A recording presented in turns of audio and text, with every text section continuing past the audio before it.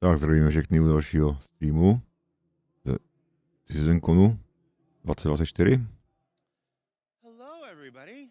Welcome to the pre-show for day 2 of CitizenCon. I'm your host Jared Huckabee and we're back. We're back here in the UES Barbary, otherwise known as Hall B, otherwise known as Manchester Central, otherwise known, and this is where you're all going to cheer, as CitizenCon. Yeah. Honestly, people ask what the better parts of my job is, and being able to just do some call and response with the crowd is probably it. Watch, I'm going to do it again. At CitizenCon! It's really quite cool. We are here in the general lounge of the UES Barbary, where I'm going to be sitting for most of today, because if you watched day 1, I made an ill-fated decision during the pre-show yesterday to attempt physical movement of any kind. Generally, I'm against it. If you consider physical movement of any kind past the age of 40, don't. But if you are, if you have to do physical movement, Včera se chlapec rozeběh, vole, ve svých nových botech, ty vole, a asi podělal kotník. At least once in 14 years. So yeah, we're here on day 2. Let's go over a little bit of day 1. Day 1, we saw the Brave New Worlds Genesis presentation. It was a fantastic look at all the new Planet Tech tools that will allow us to build planets like the newly revealed Castor Sherman. No, Planet Tech, který jsme viděli, vole, před 2 rokama, OK. Presentation, I know it's a social universe and it had all kinds of Možná stuff, před 3 už, but really for me, ale teď je to zase vylepšený trochu. I was there in 2014 and met Benoit for the first time when he did the very first organization and presentation. And for the last 10 years, every other time I see that man, I'm like, when, Benoit? When's our time? When are the orgs coming to the game? And to know that they're finally in active development on their way to the Precision Universe is one of the more exciting things about Star Citizen for me. It's just, you know, we're all in these orgs. Everybody's in an org. There's med runners over there. There's ADI over there and stuff like this, but that's outside the game. No, teď se baví o implementování organizací konečně do Mobiglass. Major milestone that I've waited for so long. And yeah, it's not happening today or tomorrow, but it is in active development. We'll have more updates on that when we do our other shows, the ISC and the SAL over the remainder of this year and well into next year. Then we had that cosplay contest. Who actually won? Who won the cosplay contest? It was that giant Pico, right? I forgot to check. I was unfortunately doing some other stuff, but I hope it was. Contest vyhrál, vole, vandulský, vole, diplomat. I haven't seen Ken Shadow. Ken Shadow, are you in the building? Ken Shadow, you're in the building. Come find me in the general lounge. And then, what was it? Dress to Kill. Finally making good at all those armor specializations. No, don't take my water. I need my water. You just don't bring back my water. I don't mind if it's a shot I have to drink. It's my water. He took my water away. But the return of the Valakar sandworm. We've been waiting for that since 2016. června jsme po něm viděli taky od roku 2016. Watching that thing in action, the players play it. It is devastating. It is deadly. It needs a lot of tuning. And I'll give you a little BTS. There was one playthrough that we couldn't use any of the footage from because its projectile spit was bright white.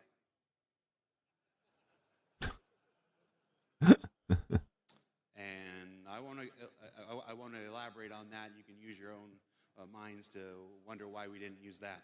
And then, of course, the Beyond Pyro presentation, where we finally got confirmation that Nyx is our next system, and the reveal of the Castra system pre-production. No, ukázání nového systému Nyx a Castra. That's pre-production? Are you serious? Like, I've never seen pre-production look quite so good. So yeah, we're all really excited. And then, of course, the Squadron demo. Who saw the Squadron presentation? No všichni. Konečně. Squadron 42 má být 2026, no. Doufujeme, že to jde. Konečně. Datum vydání, no, ne datum, ale spíš jenom rok. I wanted to preserve that for myself as a fan. And then several weeks ago, we started playthroughs of that.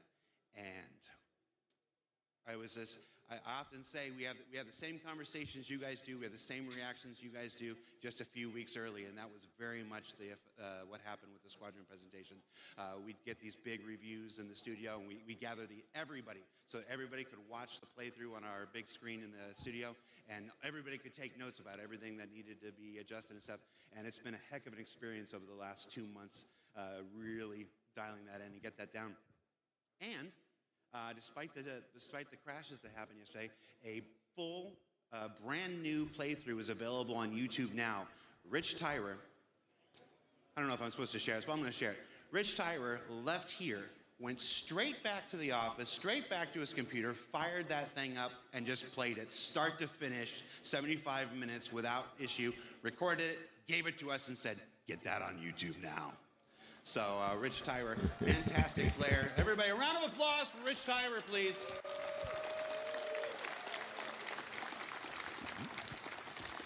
And I'm going to say that Legatus difficulty is no joke.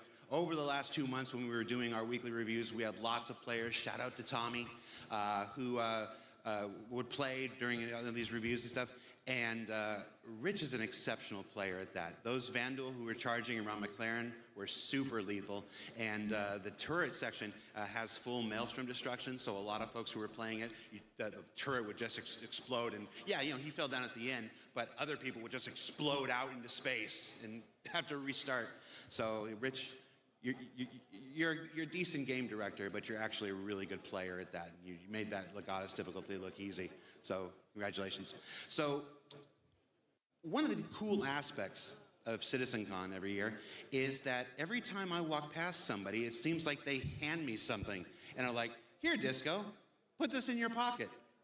And this is a collection of the things that I've been handed over the last 24 hours. We've got, these are pins from an F-35 ejector seat.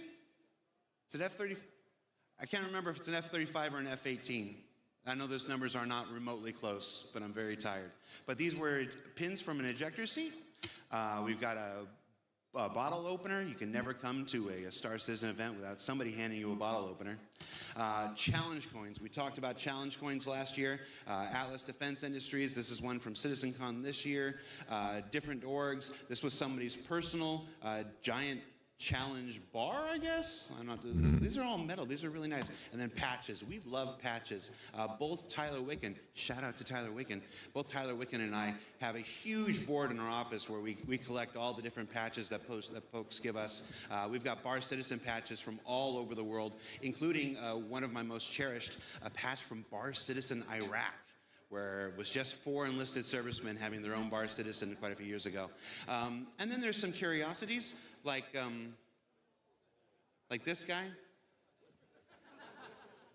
I don't know, I asked him what I was supposed to do with this when he handed it to me, and he said, "Put it in your mouth." I understand that's what a poo lolly is for, but we'll do that after stream. Maybe.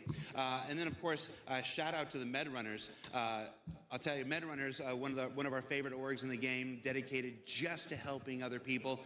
I ran into the Med Runners at breakfast this morning, and because I had a long, painful walk into the studio, they literally put me in their car and drove me to the event today.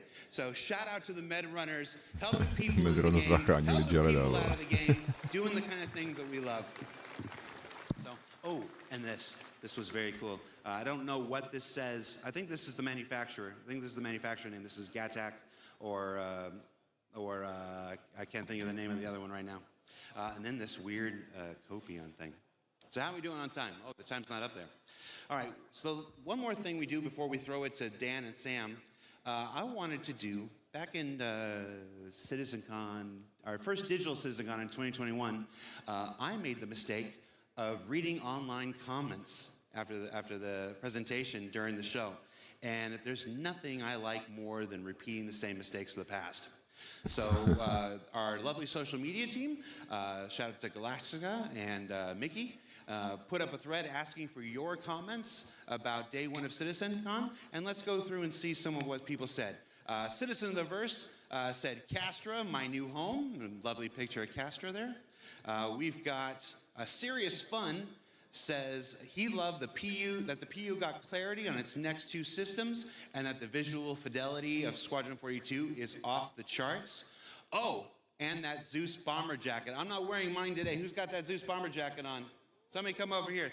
This thing is amazing. I want to shout out two members of our marketing and merchandise team, Mandy and Kat, who led the charge to get the coolest jacket we've ever made based on an authentic M1A jacket. Again, Mandy and Kat. If you see them over at the merch booth, tell them Jared sent you and tell them how much you appreciate their work on this. They're responsible for all the merch at this year's CitizenCon, and I've been to 10 of these things, and I feel like this is the best merch we've had. I'm wearing the new blackout hoodie today, and this is a really great material. This is comfortable. This is going to become a new daily driver here. Okay, that's enough shilling for the merchandise. Rick Rate says his favorite thing was the Worm and Sherman and this handsome guy, and there's a gif of Henry Cavill. There at the beginning of our Squadron 42 demo. Let's see. Cosmic D says he loved the dynamic weather demo. All right. Do you know, making videos for Star Citizen is hard. Making videos where the environment is actively trying to crack you is very, very hard. Like, none of that was faked. We got our poor guys, they got into that Zeus and took off, and you saw how it struggled to lift. That wasn't fake. That was the actual dynamic weather system pushing down on the ship and saying, no, you ain't taking off. And then they managed to get it off and then managed to fly in a straight line and stuff like this. Is that for me? Oh, they want me to wrap up. How rude. How rude. All right, so we'll read one more comment and then we'll pass on. We're not going to read that one. We're not going to read that one. You don't even know my mom. Okay. Uplink says, my favorite part was when the sandworm said, it's sandworming time, and then sandwormed all over those guys. We remember it exactly the same, Uplinks. All right, so that does it for me. I'm going to throw it to Dan and Sam, who I believe are over at the Sim Pits, and see what kind of hijinks they're getting into. Guys? Hi everyone, welcome back to CitizenCon Day 2. Woo. I'm Sam, and if you didn't meet me yesterday, I kind of do some voices and stuff. I also flew a Carrick. But I am supposed to be here with Dan, and for some reason he's not popping up like he did yesterday. Hang on. Prázdnou toho baru. I think I can smell incompetence. Oh, Dan, there you are. Are you doing okay? No, I'm not doing all right. Look at this. I'm keep blacking out. Dan, I don't think you should try playing this game. I don't think I should either, but it's so fun. If you guys are here on the show floor, these Monster Tech Sim Pits are really haptic. My ass is vibrating right now with the ricochet of bullets hitting my rear. Dan, shall I take over for you? Please take over. Okay, maybe I'll give him a break. Come on, Dan. All right. Help, thank you. Turns out, not very good at video games, and Sam's really good at video games. So this is gonna go well. Yeah, let's see you get in. All right, well, maybe it's not so easy. Maybe it's not so easy. To be fair, I left you in a pretty shit situation. You were set up for failure. Come follow me. We're gonna move away from my abject failure as a video gamer for a moment. Hi guys, welcome back to CitizenCon Day 2 here in Manchester Central. We're so happy to have you back. Like Jared said, hopefully you guys enjoyed the panels yesterday. We covered a bunch of stuff yesterday, but don't worry, there's still a bunch more for you guys to check out today. Between ships, between base building, between the road beyond, there's still a bunch of stuff for us to cover. As you can see, we are here in the general lounge here at the show floor, Hall B. Here at CitizenCon, let's take a look. As you can see, we have our lovely Hornet. We have our players just chilling out, maxing, relaxing all cool, shooting some saddle ball outside of school. When a couple of duel who were up to no good started making trouble in the neighborhood, we got in one little fight, and Captain Bishop got scared, or Admiral Bishop got scared. We said, Squadron 42, release date 2026. Who is hype about that? Awesome, guys. We are going to be covering a bunch of stuff here today. We have a bunch of community booths still to cover. We have some awesome models to show off here on the show floor as well. There's still so much more to cover, and I'm really excited. We only have a little bit more time together, though. I want to make sure you guys are taken care of, and hopefully you guys are having just as much fun watching the show as I am running it. Ježiš, sa pamatujem s těma rouškama, ty vole. Tam jsou asi jediný dva, ty vole. Theming last year. I want to get down into sort of the micro this time. So let's take a look at the outside of these booths. As you can see, we have Bioticorp Waste. We have the Robert Space Industries. Come follow me a little bit. We're going to go a little bit into the community booth area, just a little bit. As you can see, we have this problem in the verse as well. Get a look at that. People just stacking up their med boxes. Wasteful. Wasteful. For shame. Throw it away. Littering. Hi, guys. Come follow me. We're going to make our way out.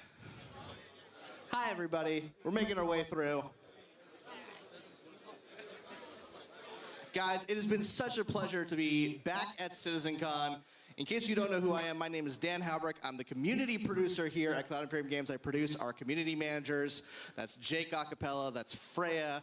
That's Christian, that's Ulf, that's Niku, all the people who you guys interact with on Spectrum, on Twitter, X, who cares what it's called these days. I help produce those guys and make sure they're giving you guys the up-to-date information, chatting with you all, and it's been such a pleasure getting to actually get to know you guys as well. You guys have been so amazing here at CitizenCon this year.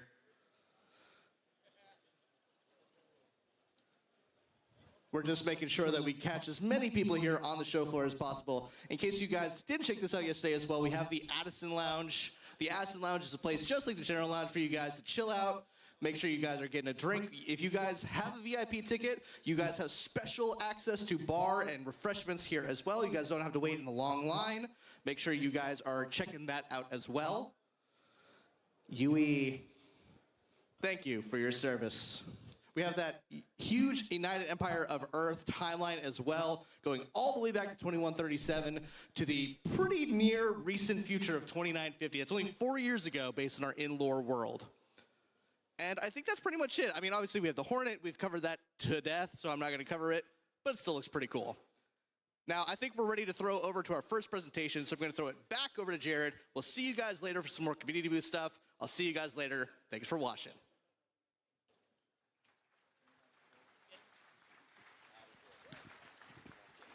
Now I'm just hydrating on camera. Just he's just doing his job. We are backstage now. This is an area that we don't usually get to see at CitizenCon.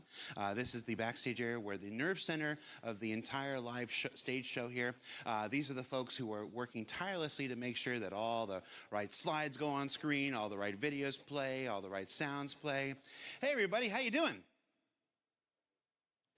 As you can see, they're very, very focused. You excited to be here? Consummate professionals dedicated to doing their job. Hey, how am I doing?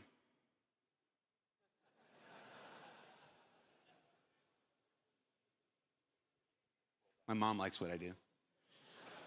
All right, so guys, that's it for the pre-show. We're about, what time is it? How much time we got? We're about, oh, that's not even my clock. We're about 10 minutes away from the proper start of day 2, so we're going to take a break here. This is your last chance to get a snack, get a drink, go to the bathroom, kiss your loved ones goodbye for the next 4 to 5 hours as we present day 2 of CitizenCon.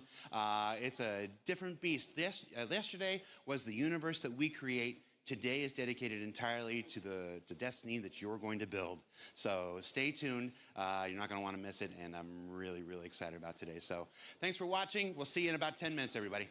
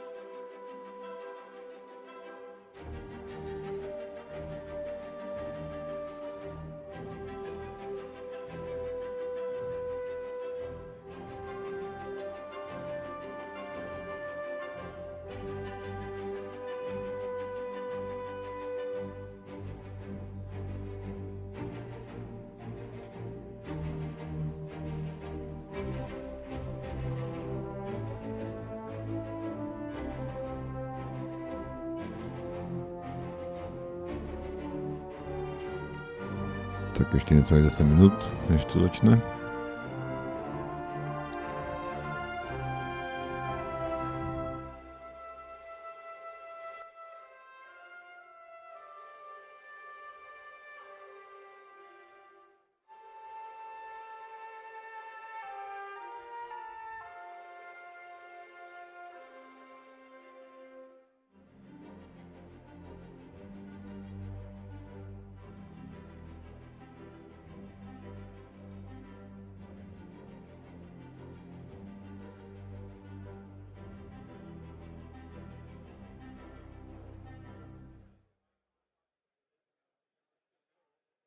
Jo, tak mám tady svoji hraní kávu.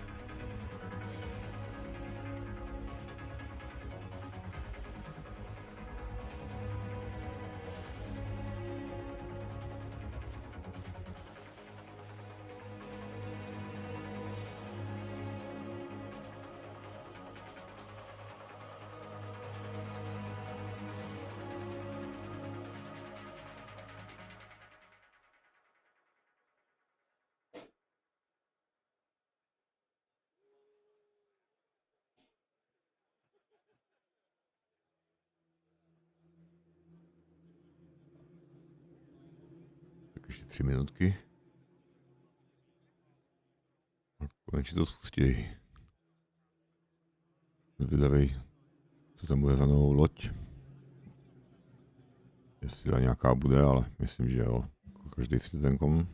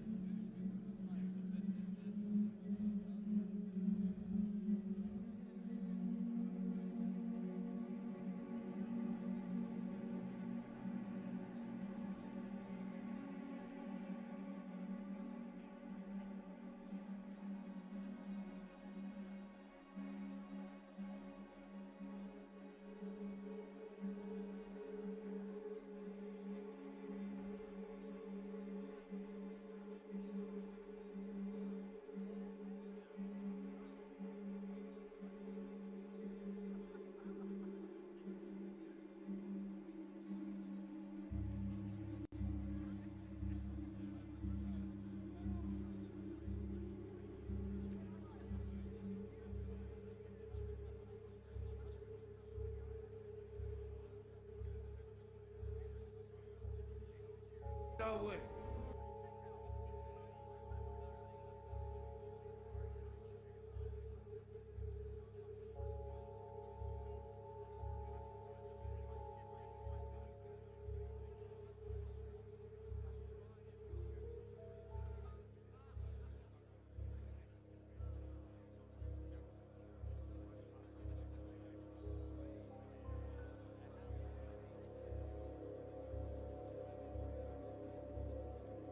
Jak to jste neviděl včera, vlastně živý gameplay Squadron 42, tak tady je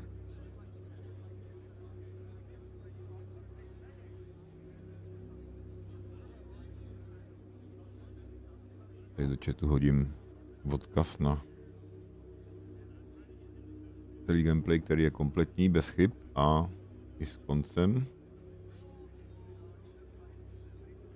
Takže se na to můžete mrknout.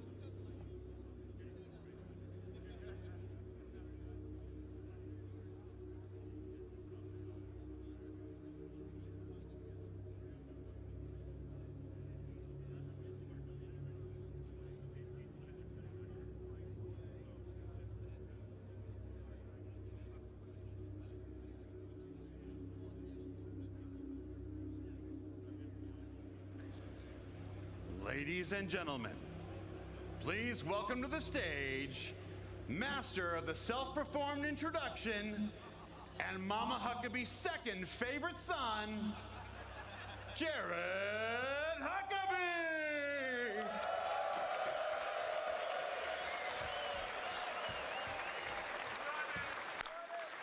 Hello, CitizenCon!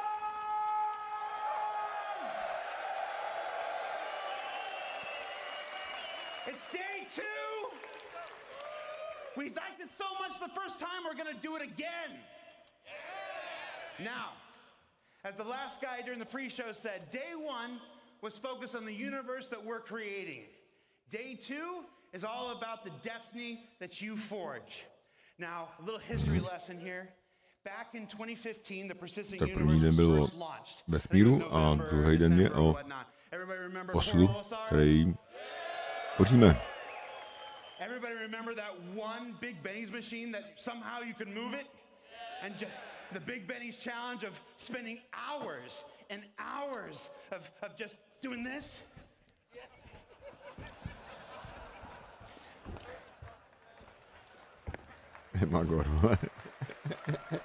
Trying to get that thing upstairs, downstairs, back into the hab? Shout out to Bad News Baron if you're watching. No, those were the days. Now, since that time, the precision universe has grown. It's expanded.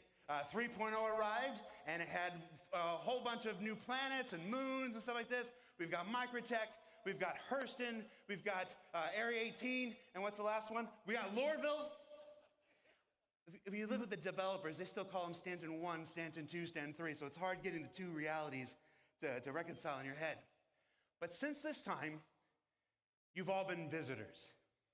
You've logged in and you've done your thing, you've gone on adventures, you've fought some Xeno threat, you've mined some barrel, apparently a whole lot of barrel. We're looking at that trivia from yesterday. But this entire time, you've been visitors. Starting next year, you stake a claim in the persistent universe. Starting next year, the persistent universe truly becomes yours. And we have got a handful of gentlemen to tell you how they're going to do it, how you're going to do it, and how amazing it's all going to be. So please welcome to the stage Design Director for Star Citizen and Squadron 42, one of my dear friends, one of my DMs. Hey, when are we playing again? That's not a good look. All right, please welcome to the stage Design Director Rick Porter.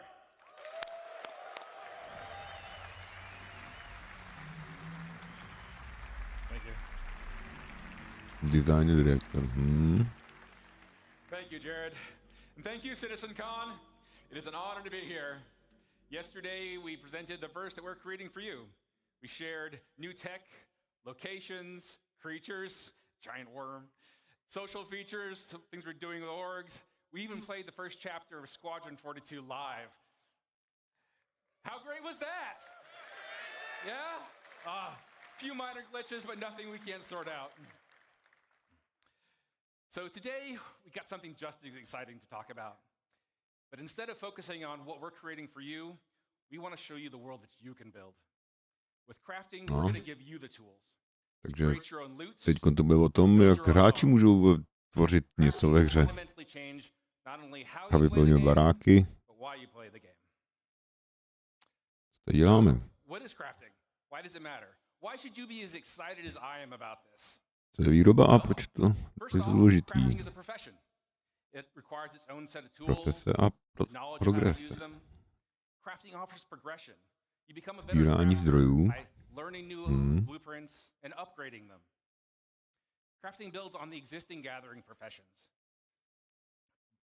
Profese a postup.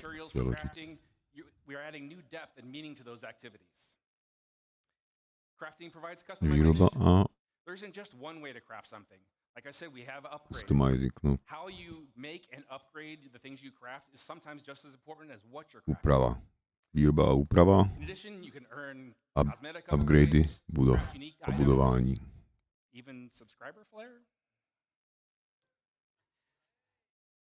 Nowhere is this versatility more obvious than base building. We're going to have nearly limitless options. No, to jsme měli taky celý panel minulý rok. How to customize your base to meet your own goals. Most importantly, crafting gives you a lot of new choices. Player choice meter. Výběr hráčů a výběru hráče záleží. So where do we get started with crafting? Takže výroba. Výroba materiálů. Lovení a sbírání. Salvaging, šrotování, mining, dolování. Future. Budoucnost. Ruční mining.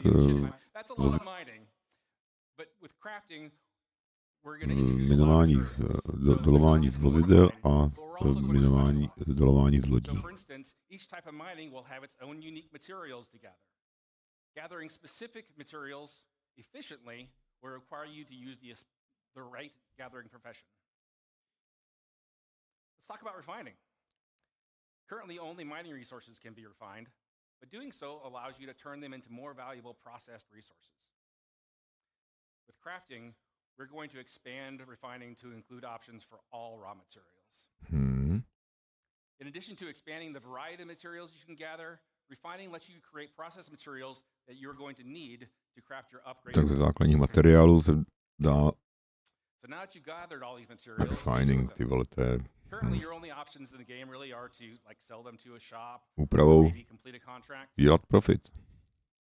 Adding crafting into the game radically changes your options. You can still mine, refine, and sell your resources, but now you have the option to make valuable and unique items. Weapons, armor, even vehicles and ships. Refining, rafinace. No. A můžeme vyrobit vylepšený And by valuable, I mean that the věci, crafted gear, gear that you create jakoby has the potential to be better than výbavu. anything you can buy in a shop.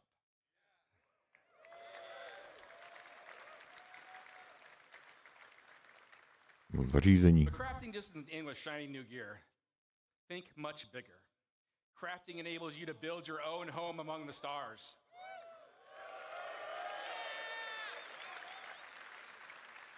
Zařízení, z kterých můžete udělat základny. Industrial complex, your own trading hub, a military outpost, even a sprawling town with your friends and org mates.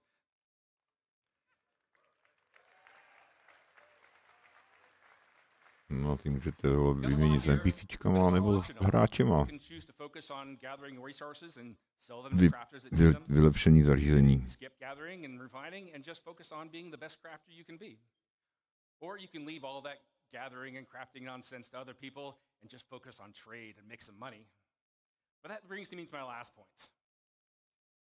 Player choice matters. When a player makes a choice, they assign value. Players' choices about crafting and base building will drive player trade. Playerově ekonomii, to už jsme slyšeli taky hodněkrát od jistého pána Tony, který už jsme asi 3 roky neviděli. Ani nevíme o jeho osudu, jestli je stále u CIG nebo ne. Now I've given you a nice overview of what we're working on here. And we have a lot more planned for the future. But now that you're familiar with the big picture, I want to introduce some of my fellow developers to come up on stage. Nějaký věci pro nový a existující profese. Zavřený okruh pro současné a nové profese.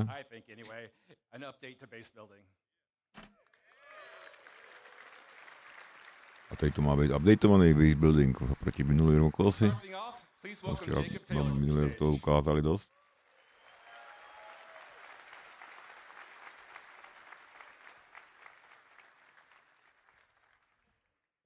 Thank you, Rick. And hello, CitizenCon.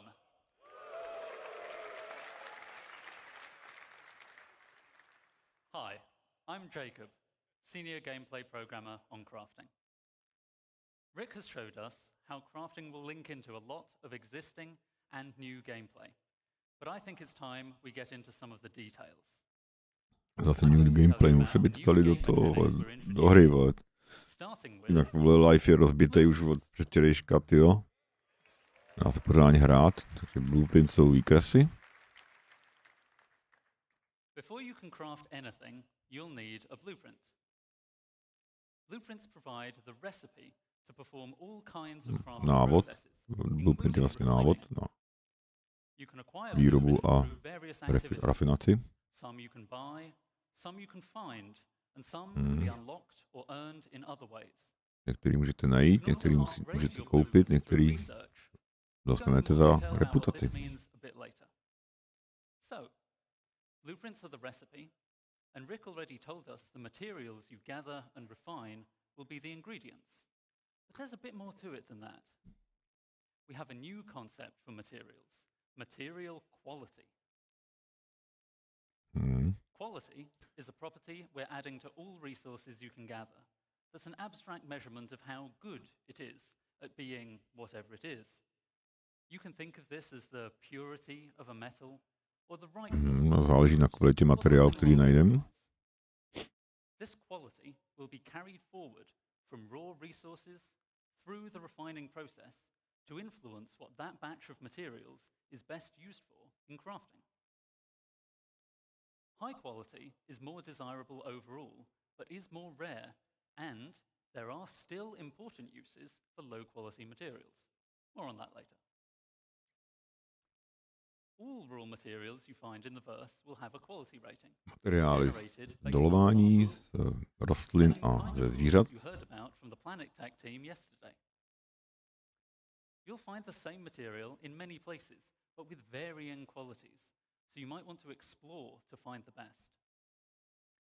Some materials that are already rare will be even more valuable if you can find them with high quality. Raritní materiály samozřejmě budou víc dražší nebo hodnotnější. Alongside quality, we're introducing a new item stat system to the game.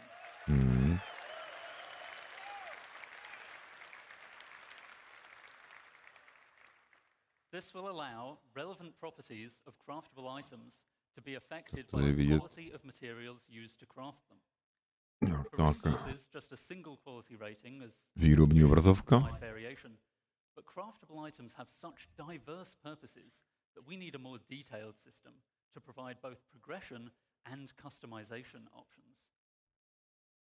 We aim to have meaningful item stats for all craftable items, but some examples would be the damage and fire rate of a gun, the wear resistance of a ship component, or even the satiation provided by eating a hot dog. Můžeme upgradenout i hot dog, jo. Dobrý. Jsem nečekal.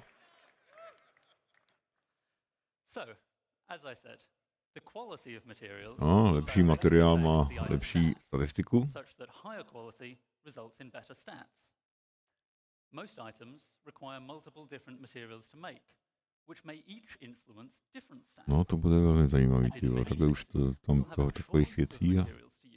Which lets you decide which stats to focus on to tailor your items to your playstyle.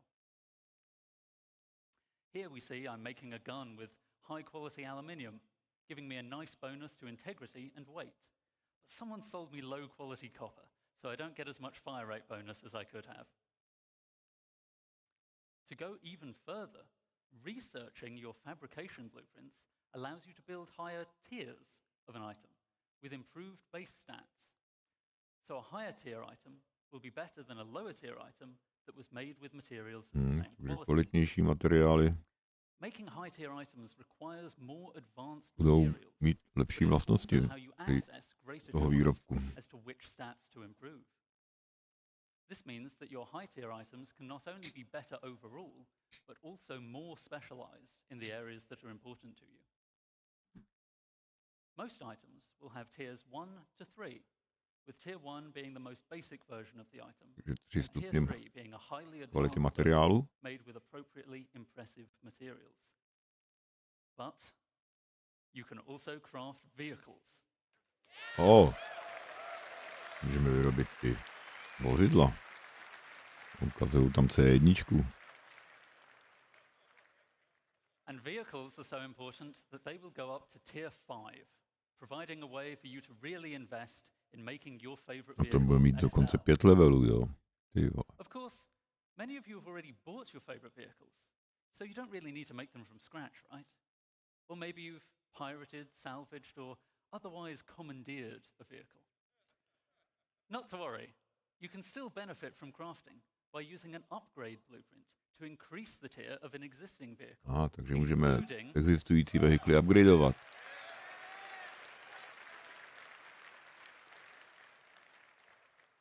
Including the usual stat improvements and customization. Upgrading a vehicle can save a lot of time over crafting it from scratch, so it's a convenient way for established item stats to their fleet. Lodě? Let's take a look in game at the difference it makes to have high tier equipment made from high quality materials. See how the recoil is reduced on our high tier gun. No, takhle voješ nekvalitní materiál, zprava kvalitní materiál, má to takový recoil.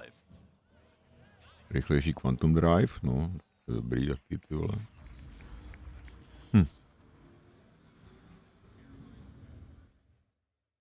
And a high tier scraper beam is much more effective. Větší rozsah šrotovacího paprsku. Rychlejší, ty vole. No, to už jsou docela velký rozdíly. That's an overview of crafting's key game mechanics, I'll now hand over to Torsten to walk you through the full crafting process. Thank you and have a good day. No, Torsten.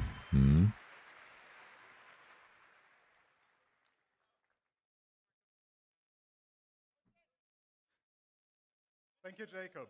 Hi, I'm Torsten, lead system designer of the CGP system design team. Má se jinou funkci. We now saw all elements of crafting looked at individually.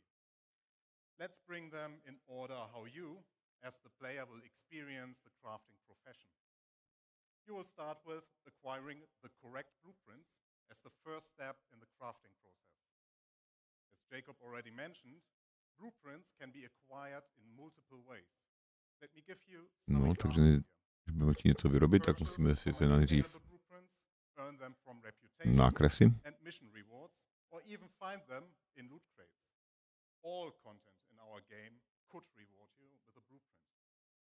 Some blueprints will be challenging to find, so players working together may find them easier to acquire. While you may find a blueprint on a datapad or other portable device, the blueprint itself is not a physical item. You don't collect them in a box or stack them on a bookshelf. Blueprints are digital.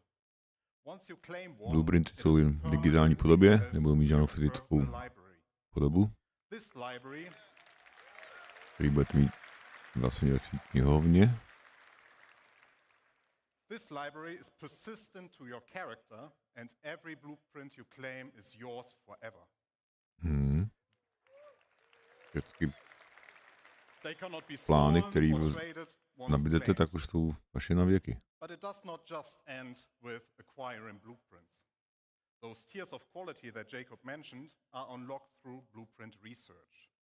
Research requires a research data bank which can upgrade your blueprints. Upgrading here means that you unlock Výzkumná the blueprint databanka that může allows you to upgradenout create vaše a better, plány. higher tier version of the same item using more advanced materials. Můžete vylepšit. Note, you will still have access to the lower tier versions if you want to craft the cheaper version.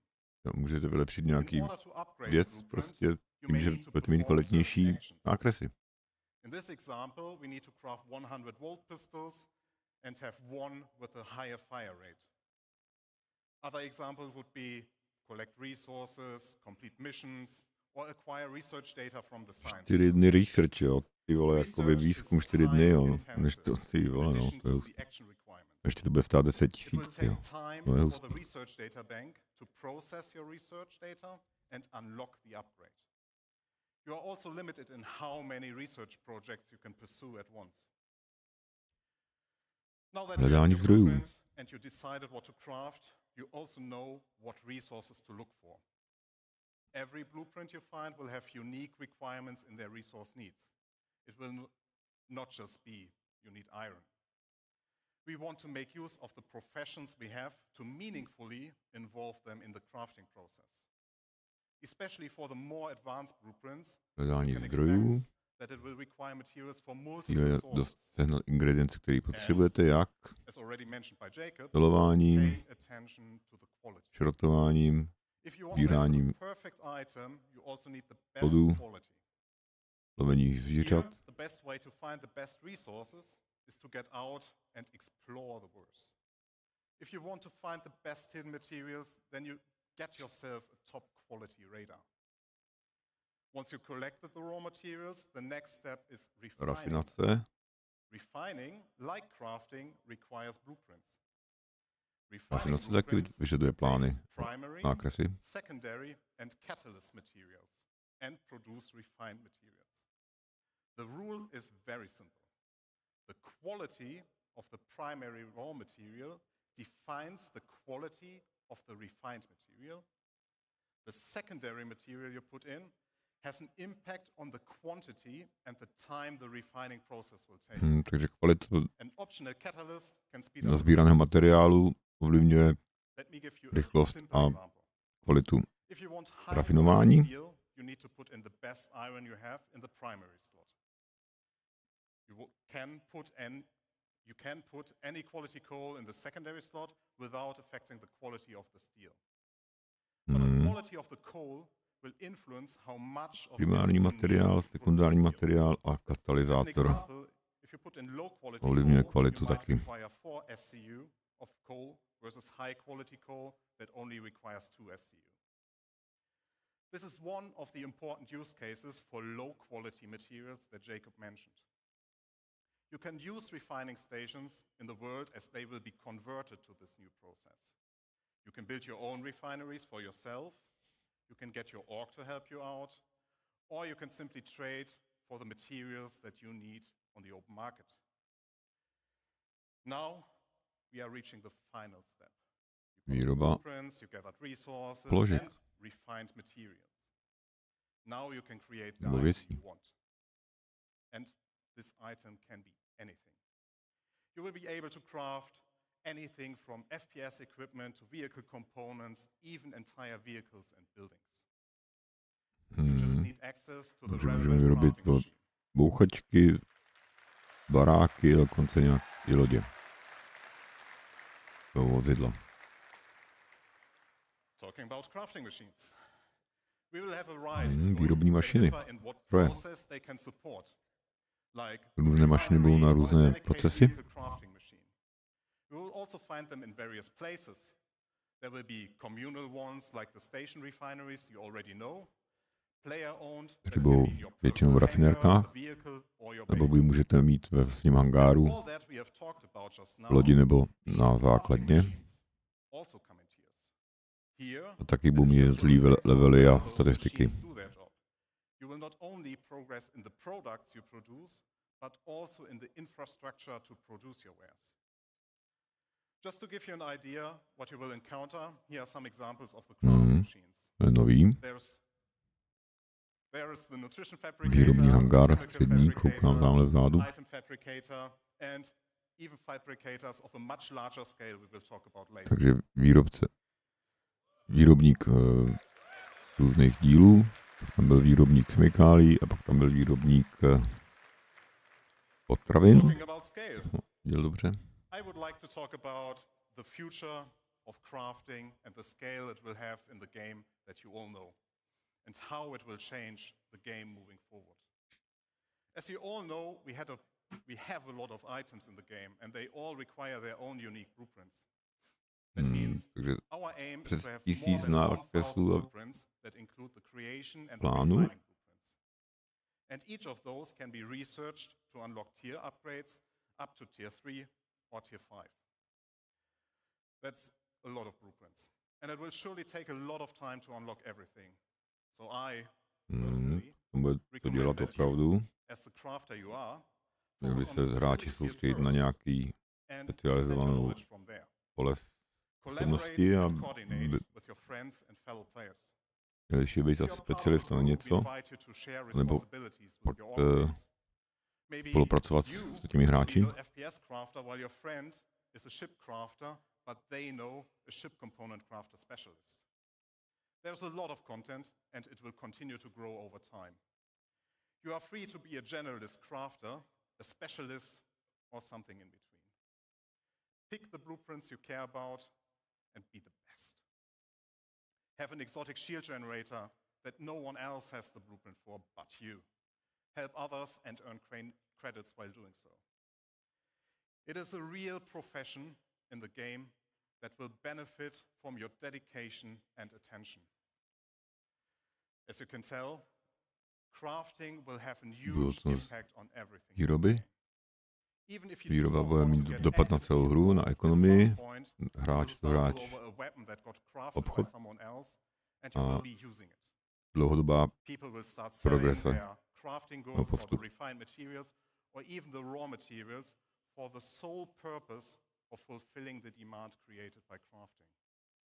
Players like you can become well-known specialists that are sought out to get certain things No, crafted. vlastně se hráč může stát With the specialistou v RYZEN určitém game oboru you a will na tom love, vydělávat velký we will peníze. continuously expand our crafting to offer you long-term progression that involves the entirety of our game.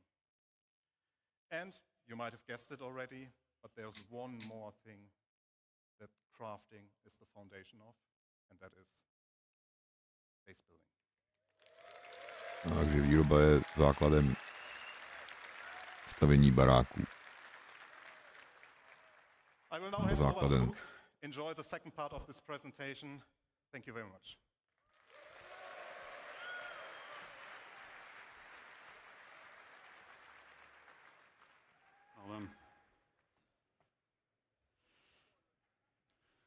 Good morning, citizens.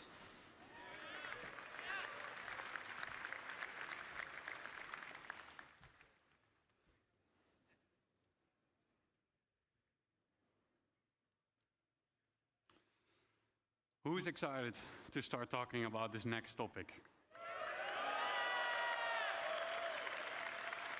Okay, well, next topic. Let's get into it. My name is Luke Gijsbertse. I'm the lead environment artist on base building structures.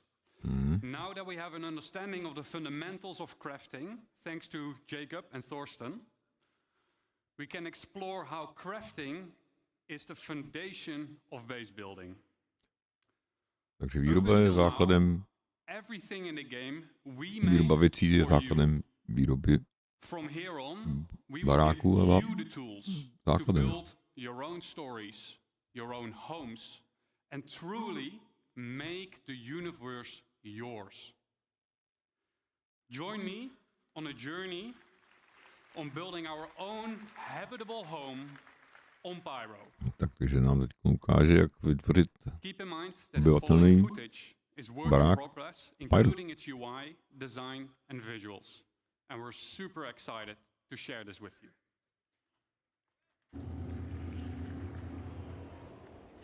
We found a beautiful location by a lake. This is where we'll build ourselves a home. To do so, we need some resources and the construction graph card. The construction graph card allows us to survey the land, claim the land in a lawful system, and it allows us to build No, to je nějaký zařízení, který tam nám umožní zabrat vlastně ten pozemek. Keep in mind, the following UI is work in progress.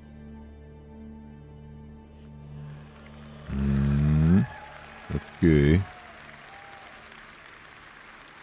A survey drone that deploys from the top of the card gives us a controllable augmented view of the land. In the new structure mode, we'll pick a small basic structure and hit construct. For this demo, the construction will be instantaneous. But in the final product, this will take you quite some time. Takže tady se to budu ukazovat jakoby zrychleně. We've done it. We've built our first structure. Let's have a look. Něco jako Age of Empires. Nebo Commander Concrete. Úplně stejný. As we walk into the small basic structure, we see an empty interior. To je základní struktura, která je prázdná. To define what we will use this space for. In our case, we will want to make it into a home. We can see that the lights are still off, and that is a problem, because no lights means no atmosphere, no breathable atmosphere. So it's not ideal to live in. So how do we solve this issue? We can improve this by providing the building with power. Let's see if we can build something that helps us out. Takže potřebujeme samozřejmě zdroj nějaký elektriky. Let's take a quick moment to enjoy the freedom that the survey drone provides us with and admire the aesthetics of our first structure. And I wonder what Declan was up doing there. Keep in mind that base building is still work in progress, but what you're seeing right now has been recorded directly in the client and works seamlessly between first person and the building mode. Okay, enough. Back to base building. In the list of new structures, we see a small fuel generator. That is something that could solve our problem, I think. Power providing structures need to be hooked up to other buildings inside construction ER mode, but we'll explain this later. The fuel generator is one of several structures that provides power, each with their own benefit and drawbacks. Palivový generátor je jeden z mnoha věcí, které bude vyrábět elektriku nebo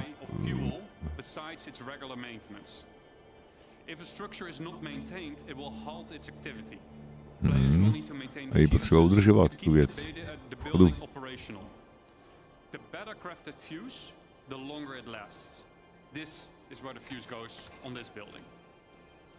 Next up, we have a terminal that gives us access to the status of our building. To je terminál, který bude informovat o... We get to activate it here.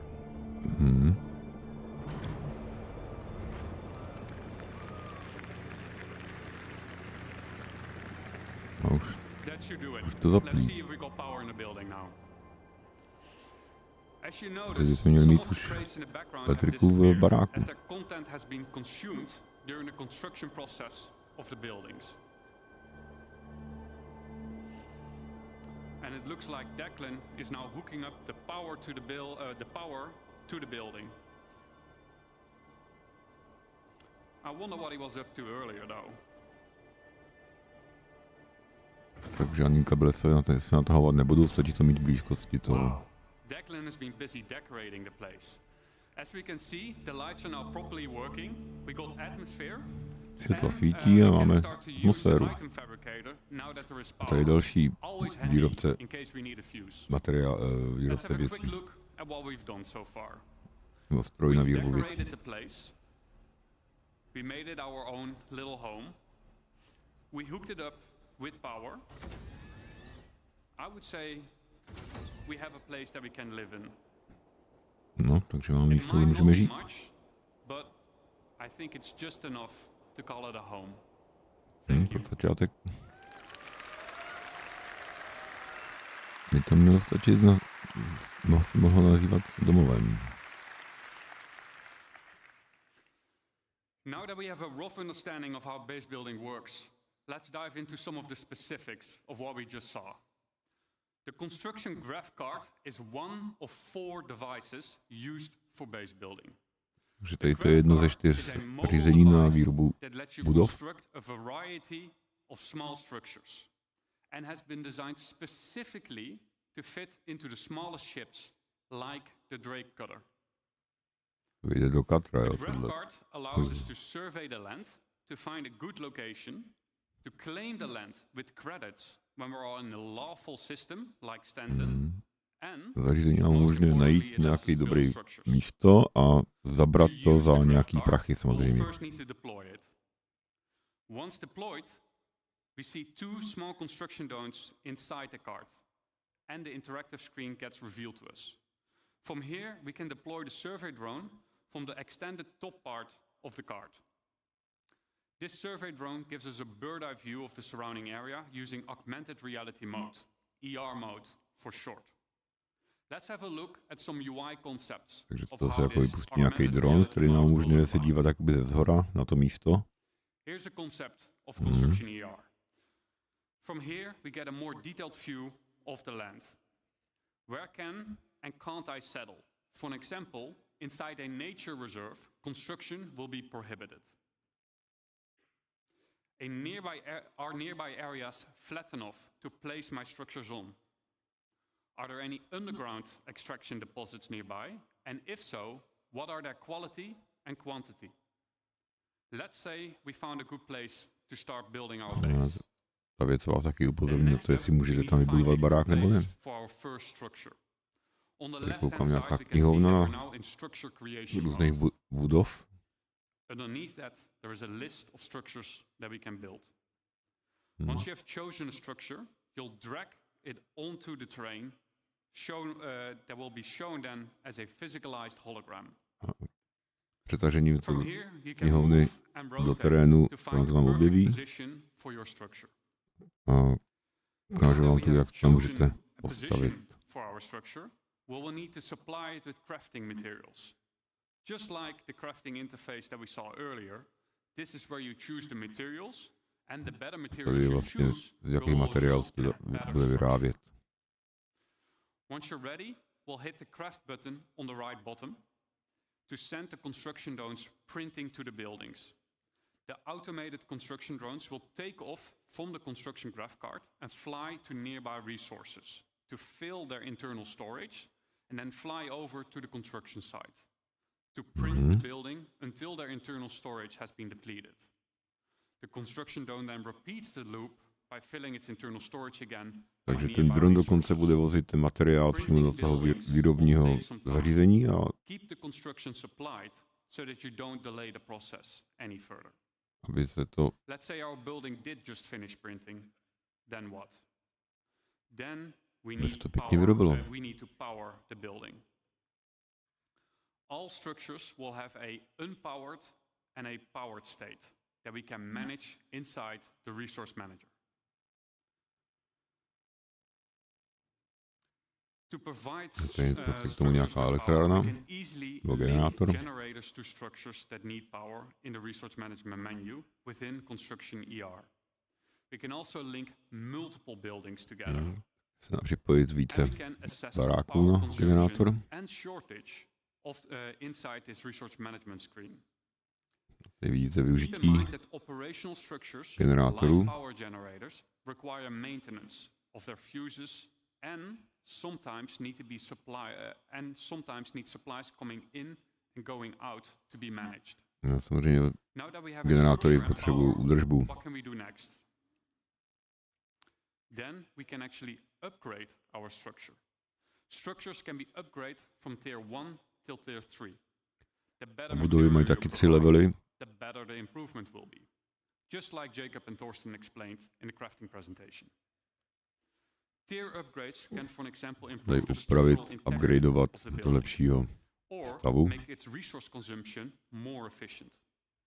Odolnějšího možná. To really make your base feel like home, you will want to decorate your base with a wide variety of furniture pieces that can be bought, crafted, and found různých variace nábytku a dekorací. It's up to you to define what you want this space to be. Do you want to decorate it as a hospital? Do you want to make it into a workshop? Do you want to make it into a luxurious bedroom? It's up to you. Furniture can easily be placed and moved using decorative ER mode as a hologram. This is so your furniture can easily fit through doors. This feature is accessible through nearby construction devices, allowing you to place down nábytek budete jak rozmísťovat pomocí hologramu, který se vám bude ukazovat zhruba jako ten barák, tam to můžete dát. And you get to place them directly from your local inventory. The less trusted among you, or anyone settling in Pyro for that matter, may want to lock their furniture into place, so that only you and your friends get to rearrange your decorations. And best of all, decorative ER is not exclusive to base building and can also be used for personal hangars and ships. Takže dekorační rozhraní se dá použít i v lodích a v hangárech, nejenom v budovách. To recap, what are the essentials for any base? 1. Come prepared, bring the right resources and a construction device with you. Je důležitý průzkum a konstrukce. Use the resource manager, power generators to make your base habitable and functional. And maintain zapojení your a údržba. base with resources and by replacing out worn fuses. And 3. Personalize your base, personal hangar and ship with decorative ER. Udělat si osobní and there we have it, our prostor home in Pyro. Dekorace. Now that we have a understanding of the basics of base building, we'll explore how you can go and make more than just a home. But before I hand you over to Declan, the designer behind base building, I'd like to say a quick thank you for those who made this presentation possible. So a quick thank you to Eddie, Brandon, Jack, Dan, Mark, Xiao, Stefan C, Dom, Stefan T, Carl, Joel, and Rob for your efforts and dedication. Takže to byl základní barák a teď nám budu ukazovat nějaký další baráky, který bude možný vyrobit.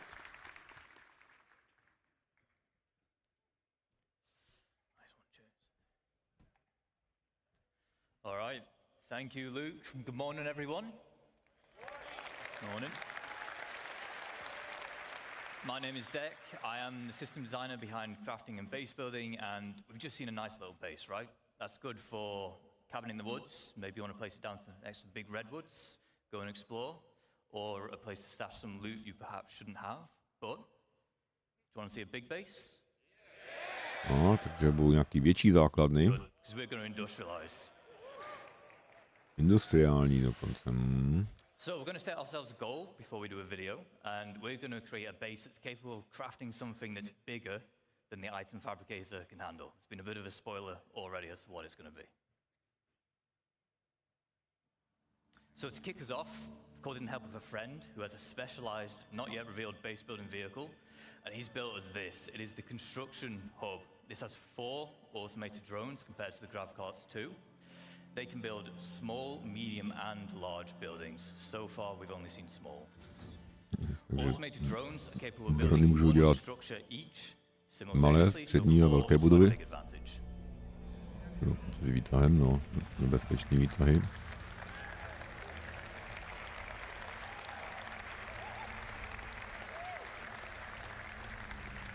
Teď to jako... We'll pop into our construction AR and we'll get down a generator, we'll connect some buildings together, just so we have a place to call home before we begin. Aha, takže tady to je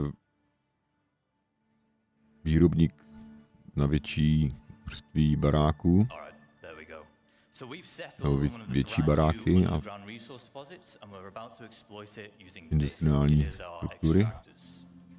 This particular one is a large solid extractor. We'll also have liquid and gas depending on which type of deposit that you've settled on. Tak tady to je nějaký We have our output grid here where we're getting all the brand new resources. důlní vrták na sbírání materiálů.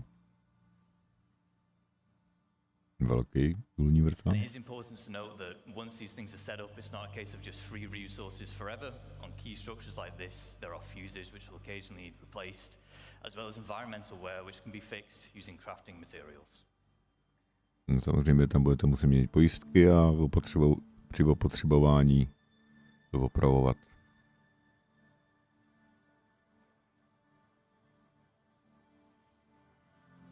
Zase pojistková skřínka.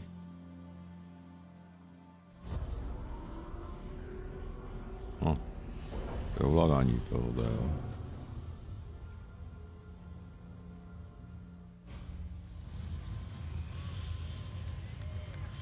No, zase paprsky.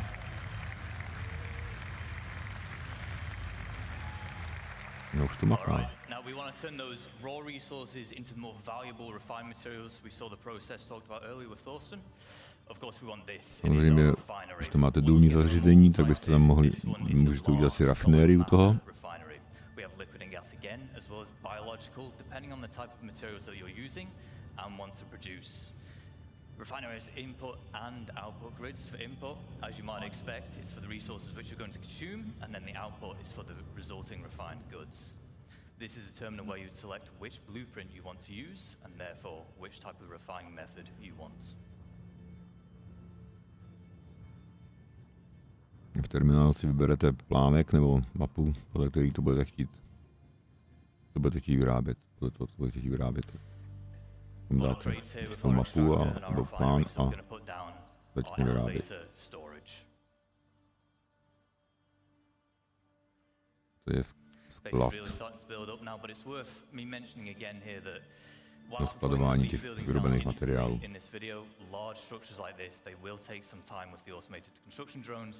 But the smaller scale base we saw in the previous video, that can be done in a single play session.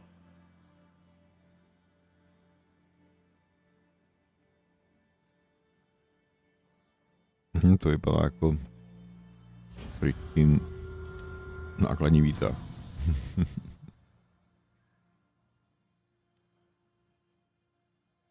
Jo, je to výtah.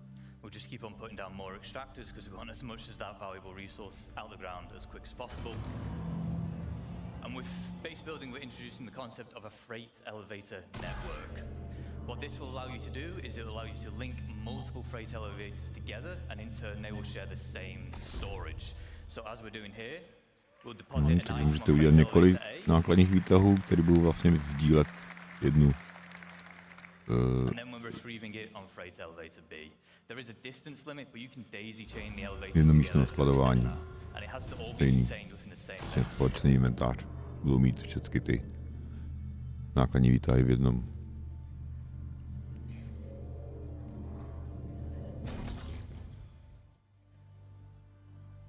Now as we expand, we might want to invite more people to join us. This is easy to do. There will be permissions that we can set up, granting people access to our base, and they can even build their own structures if they wish. No a můžete vlastně povolit přístup ostatním lidem do vašich baráků. Jo, on seděl na stole, jo.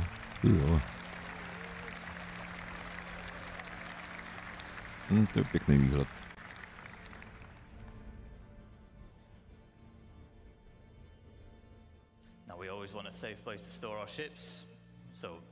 Můžete tam udělat i hangár.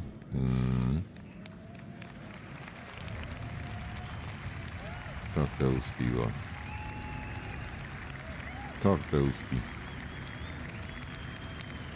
Vlastní hangár si vyrobíš a můžeš tam lodí, kolik chceš.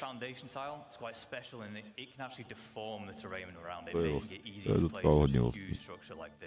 You can also place other buildings on it, so it's easy for making large, sprawling bases. However, there is one final piece of the puzzle that we need to achieve our goal, and it is this, our very own fabrication hangar. To je dokonce máme výrobní hangár, jo. An Idris, maybe not an Idris, if I'm honest. We'll have a drive around, we'll go to the entrance and we'll see what's in store for us. Takže v hangáru výrobní můžeme dělat nějaký lodě a vozidla.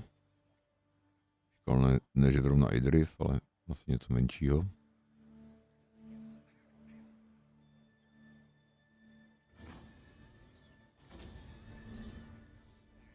No, to je obrovský. No, samozřejmě asi budeme potřebovat nějaký zase plánek.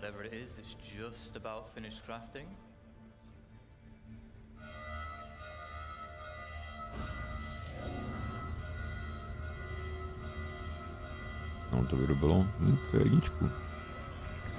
Bude ale potřeba hrozně moc materiálu.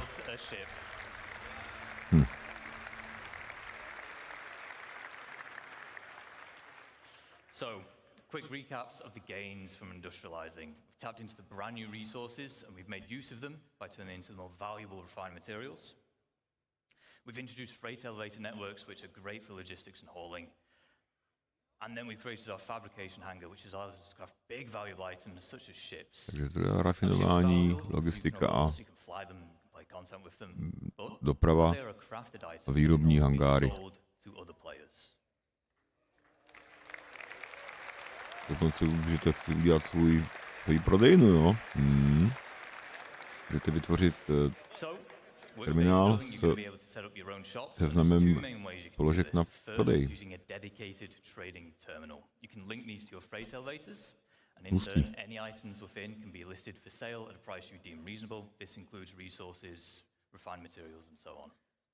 Using the terminal, visiting players can browse what's on offer, purchase and then collect from that same freight elevator. The second method is to set up a physical shop in the world. By using the decorator AR we saw earlier with Luke, you can maglock items and then list them for sale. Once again, browsing players, they can see the price of the maglocked item, purchase it, which then removes the maglock.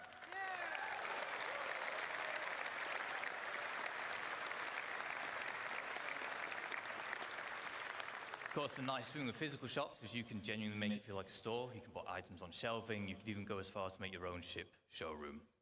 You can advertise your wares on a mobile pass for UEC. However, it is important to note that the point of purchase will always occur at the base itself. Now that we know how to set up shop, I just want to take a moment to talk about why it's so impactful for crafting and base building the game as a whole. Understandably, throughout this presentation, we've been telling you why you want to craft all these things or why you want to build this big base. No, jsem to zvědavý, tu bude všude baráků a továren, ty vole, jak namrdáno, ty vole. Lidi z toho úplně zblázní, už to vidím.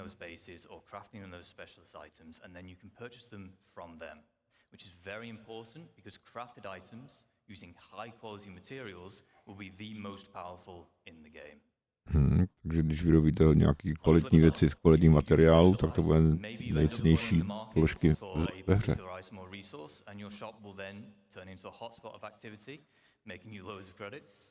Some of you will become infamous because of it.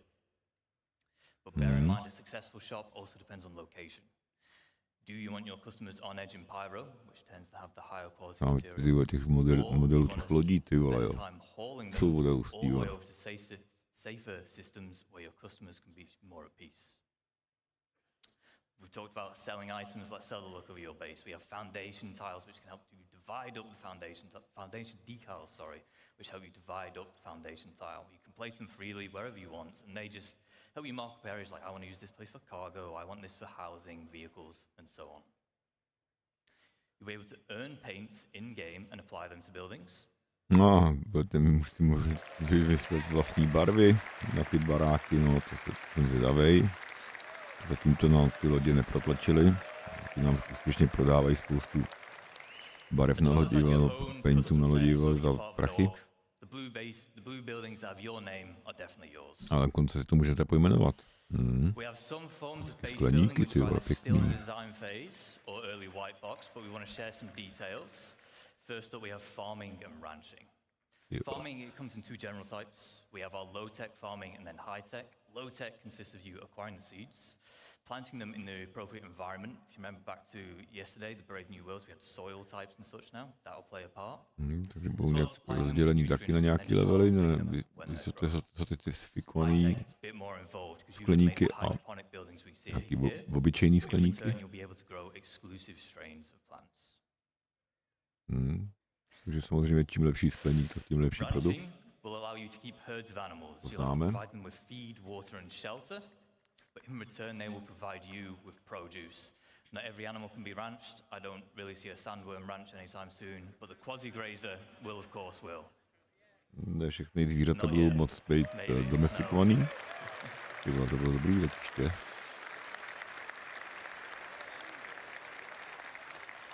We have a few more additional archetypes. We have landing pads, garages, roads, fencing, as well as new variants of structures which you've seen today. For instance, the power generator, there'll be solar power, fusion, geothermal, as well as the XL structure class. If you remember, everything we've seen today, the biggest we've seen today rather, is large. XL is larger than large. And then you have your defense. Obraný ty vole, turety, vole, jo, a brány, ty vole. Pěkný. So, in lawful areas, you have varying levels of security provided for you. With max security, you are protected by planetary shield tech. However, in lawless, pyro and the likes, you'll have to provide your own defenses. These come in the form of perimeter walls, shielding which prevents aerial bombardments, and then a range of automated turrets, such as PDC to shoot down missiles, anti-air, anti-vehicle, and anti-personnel. Takže tam můžeš vyvojit turetů, kolik chceš. To round up, whilst you spent this entire time talking about how you can expand a single base, you can of course have multiple. These can be across a single planet, moons, across multiple systems. There are advantages and disadvantages of locations and base types. For example, in lawful areas, you'll need to buy your land for UEC, pay a tax to be able to build, and then you'll gain protection in return. In lawless, no cost. Higher chance of better quality materials, but no security to fall back on. A small cabin in the woods can be great to set up in a single play session with short build times. However, the large base we just saw will take days, weeks, or even months, depending on how it... Mě by zajímalo, jestli budeme moct udělat nějaký baráky v jeskyních. By bylo dobrý, ty vole. You can set up a base as an org and own it as the org. For this, there'll be permissions available, and you can assign roles and tasks. Ultimately, base building can be your main gameplay loop or a supplementary one, depending on what it is that you value. On that final note, I would like to say thank you on behalf of the crafting and base building teams. We've been very excited to share with you some of the work so far and the vision we have for these systems. But before we go, we have one final video.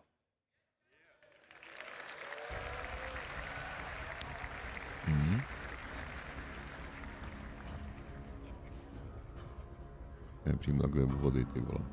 Ostrý, vole. Zeus, vole. Caterpillar.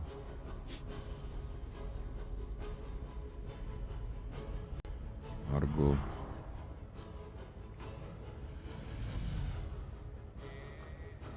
Co to tam projelo?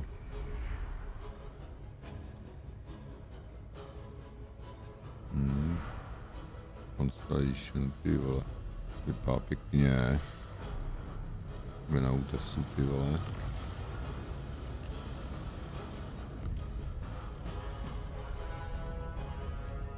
Idris, ty vole, to je potopanej, ty vole.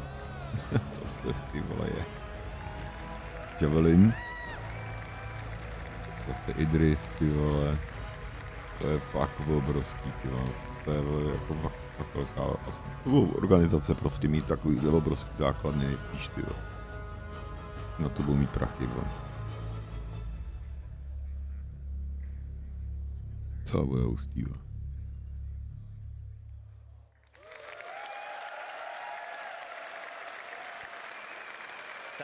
No tak minulý rok to bylo takový základní, jenom ukázání, co by se dalo budovat, a teď to ukázali, jak se to dá budovat, no konečně. Pěkný, pěkný.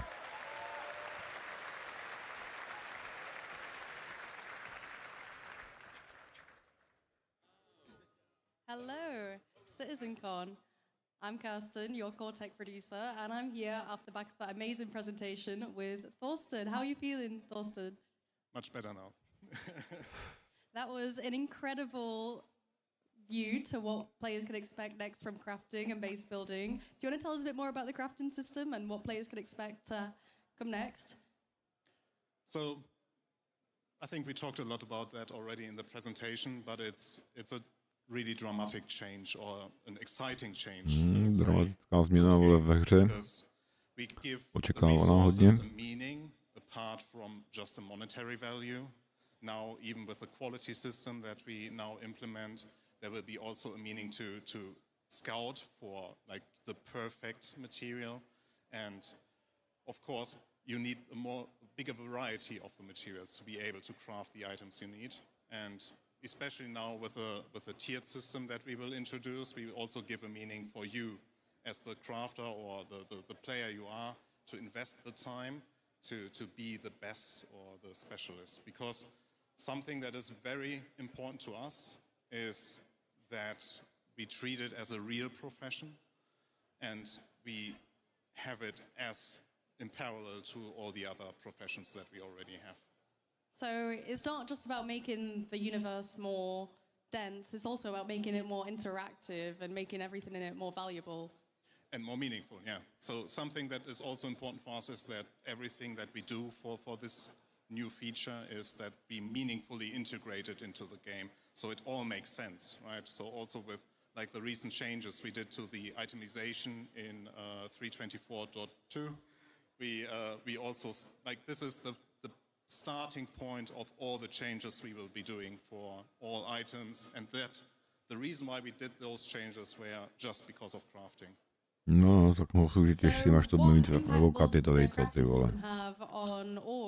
Budem mrskot baráky jeden za druhým. In the presentation, like we want to see orgs building an empire of crafting or of manufacturing items and being like the get-to point for players to like go to their base and buy in their particular shops the items that they inherit, that they have the best, for example, FPS weapon for.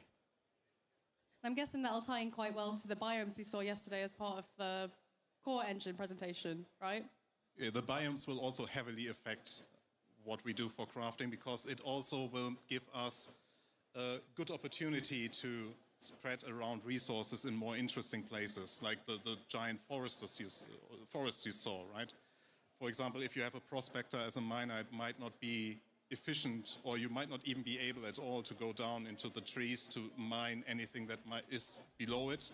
So you need to grab your ROC or your FPS mining gear to actually grab the resources that you can only find in those particular areas. So yeah, we will benefit a lot from this. Super exciting. Well, on that note, how has this CitizenCon compared to previous years? You were at LA last year. How is it to be back here in Manchester? It looks a bit smaller, but I got told it's actually bigger. So yeah, so I really like the location, like the theme it has. I like the community area with the cargo crates. So I think it's really nice. Yeah. Is there any specific highlights so far for your CitizenCon today and yesterday? So it's a very subjective take on it, but I really liked our presentation about the orgs and the social stuff because I'm part of an org myself. So I really looking forward to better tools to organize our trainings, our works, our events. Organizace implementovaný v domově glasu. Here on camera. Yeah, so shoutouts to Aras. Nice one. All right. Well, on that note, we're going to throw to Dan. Okay, he's live. Good. Back to the community booth section here at The SSD 2954. We are here back, and we are with some old friends. We are here with Test Squadron. I want to give a quick apology to my good friend O Lefty. Sorry for calling you D Lefty last year. I promise it's not because D is the first letter of my name and I'm a narcissist. That's probably why. So apologies for that. But awesome. Chrome Ninja, tell us about Test Squadron and why you guys are back here at CitizenCon. What's Největší organizace Starcitizen. Přes 20 000 lidí. We've only got 3,000 people. I think we just checked it the other day. We're just hitting over 23,100. But we're a casual gaming org, and we're here giving away free stuff. We've got all this stuff on the table. Awesome. There's some cool swag here. We got coasters, we got pins, we got pens.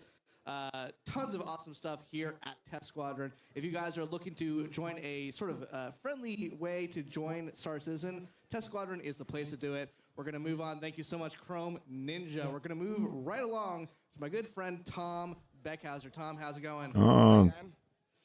So I'm Tom Beckhauser.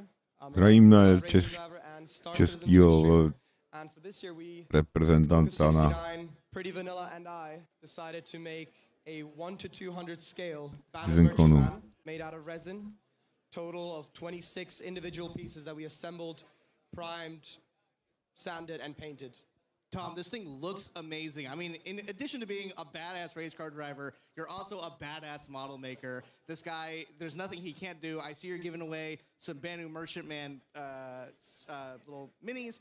We also have the little, the BMM pins, and we have the Defender mini. Sorry, I got those mixed up. Handing out the Defender miniatures and pixel art. Yes, you gave me one the other day. This is awesome.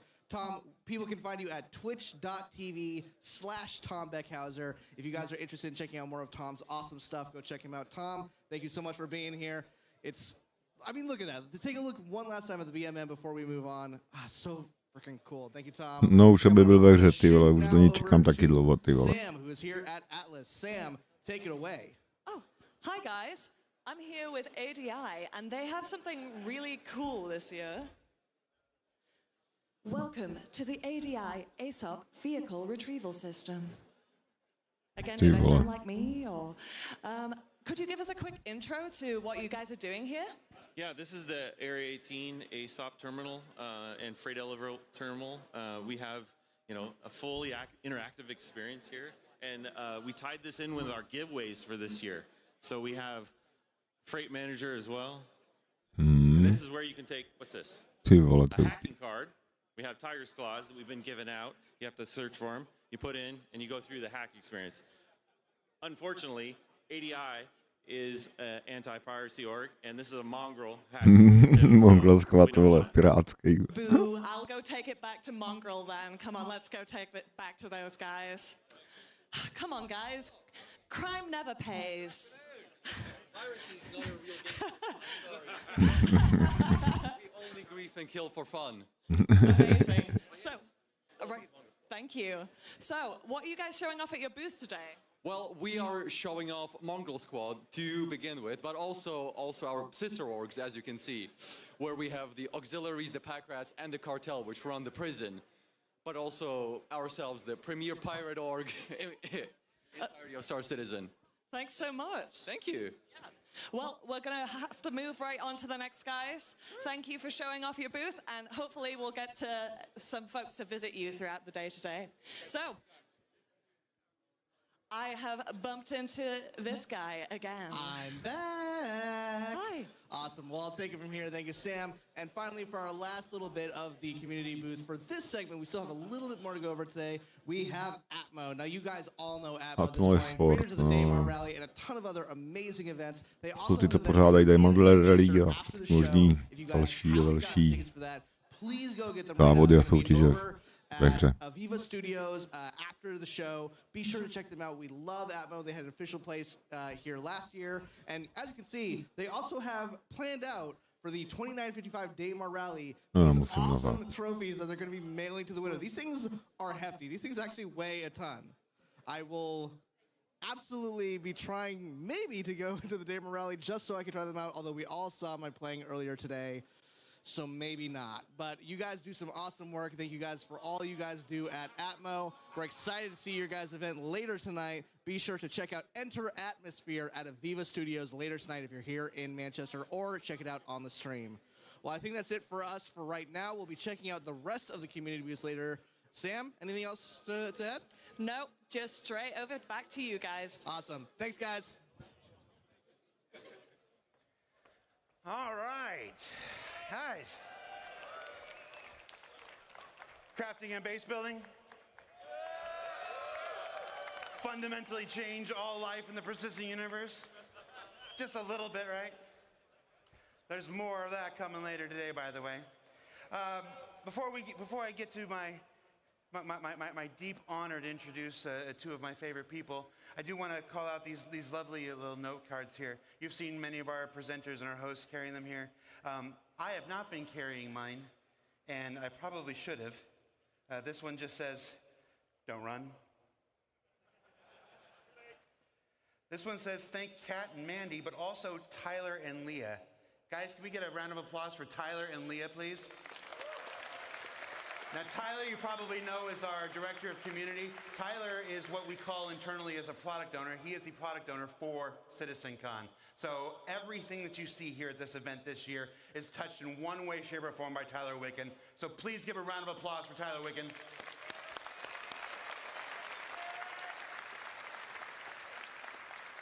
And because Tyler Wicken can't do anything by himself, Leah is the one who does most of the hard work. So Leah, who will never be on camera and who hates to be embarrassed, please give a round of applause for Leah, please.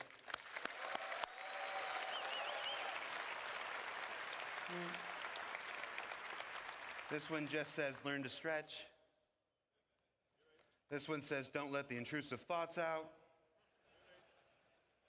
I almost lost it with that rabbit weasel thing yesterday. This one says, "Hi, Dad." Hi, Dad. And this one says, "Don't run," crossed out, "Don't roll on the stage, dummy." Neválej se po stage. For me. Guys, our next presentation is our annual ships presentation, this year titled Captains of Industry, being presented to you by two people who almost certainly need no introduction, but I'm going to do it anyway. John Crew. Ben Curtis was born in Manchester. No, I'm just. Vehicle art director Ben Curtis, and gosh. Oh, I was going to do something really embarrassing. All right. John Crew, no jasně. John Crew, you're saved. Come on out, John Crew. Tak, co bude? You're lucky they didn't wait. You're lucky they didn't wait. Cheers, Mom. Hi, everybody. Ben Curtis. Good to see you all again. Love you too. Excited to be here. In case you don't know me and you weren't listening to Jared there, which I do quite a lot, my name's John Crew. I'm the vehicle director. My name's Ben Curtis. I'm the vehicle art director.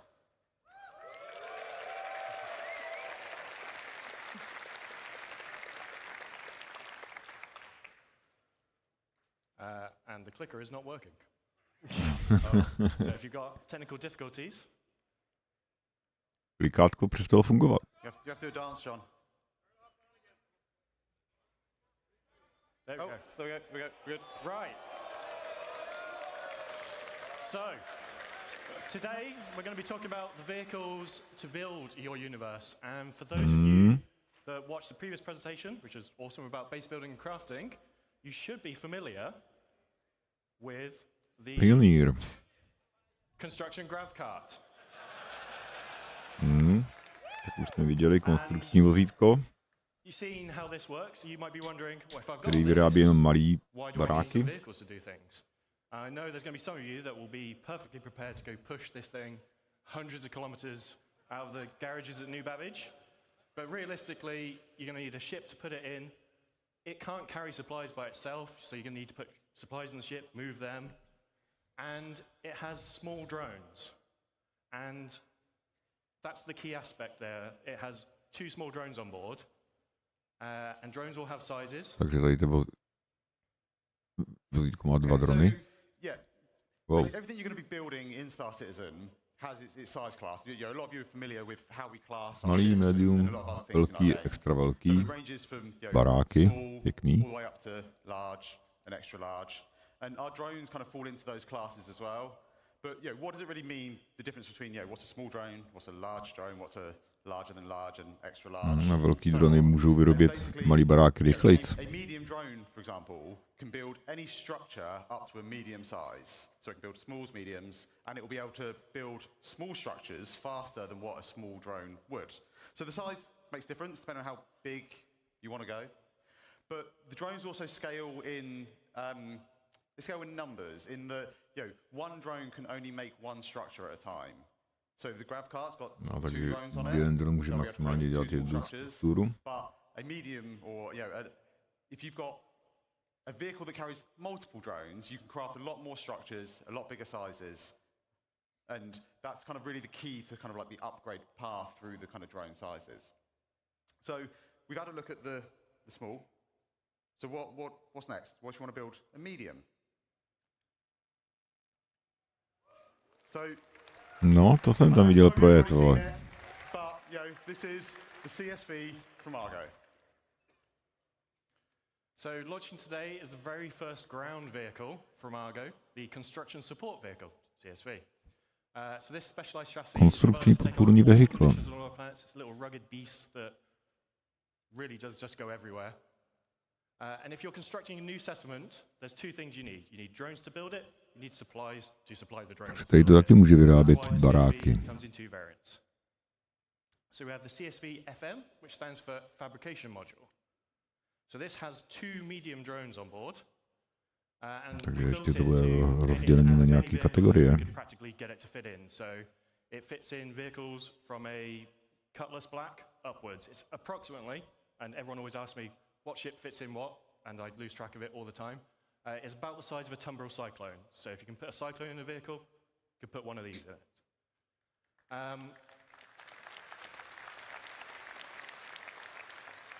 Obviously, 2 medium drones on board, and then it has an internal storage tank for resources. So it has a very small version of a freight elevator built into the back of it. So you feed it 1 SCU crates, it absorbs them into the holding tank on board, and then the drones will come back to the vehicle to refill. And it also has a size 0 serial generator on board for a bit of added protection. What happens when you run out of resources? This is where the CSV SM for supply model comes in. Takže to je nákladák nějaký. To byl výrobník, to je ten nákladní. So for 1 SCU boxes, 2 SCU boxes, 1 4 SCU box, depending on what you buy, you can use this to bring it and move it around. So this is the perfect companion vehicle to the CSV FM. Said that. Shield generator as well. Moves about 28 meters a second. My brain is fried. I can't remember what that is in miles per hour or kilometers per hour. And it is available right now to drive in SC Alpha 324.2. Available at playersc.csv. Už je k dispozici. So now, let's take a little closer look at the vehicle, and Ben's going to go through it.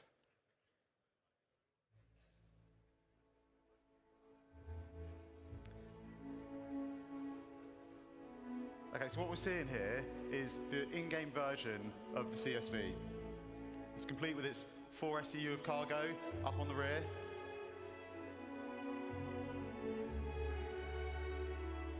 And I think the CSV kind of really builds on what Argo is known for as a manufacturer. It's got those kind of like really kind of hard industrial looks, and I think it helps it kind of feel at home on any build site. All of its components are easily accessible. And I think the exterior is like real dominating factor. It's those kind of large all-terrain wheels. And then that's kind of backed up by, just simple, smooth, sleek lines. We've got the front-loaded cab that puts all the controls kind of right in the kind of, where the player needs them. And I think that's one of the keys to the ship as a whole, or the vehicle as a whole, sorry, is it's, simple, it's purposeful, it's functional. And I think that just kind of, just helps it to kind of feel part of that Argo family.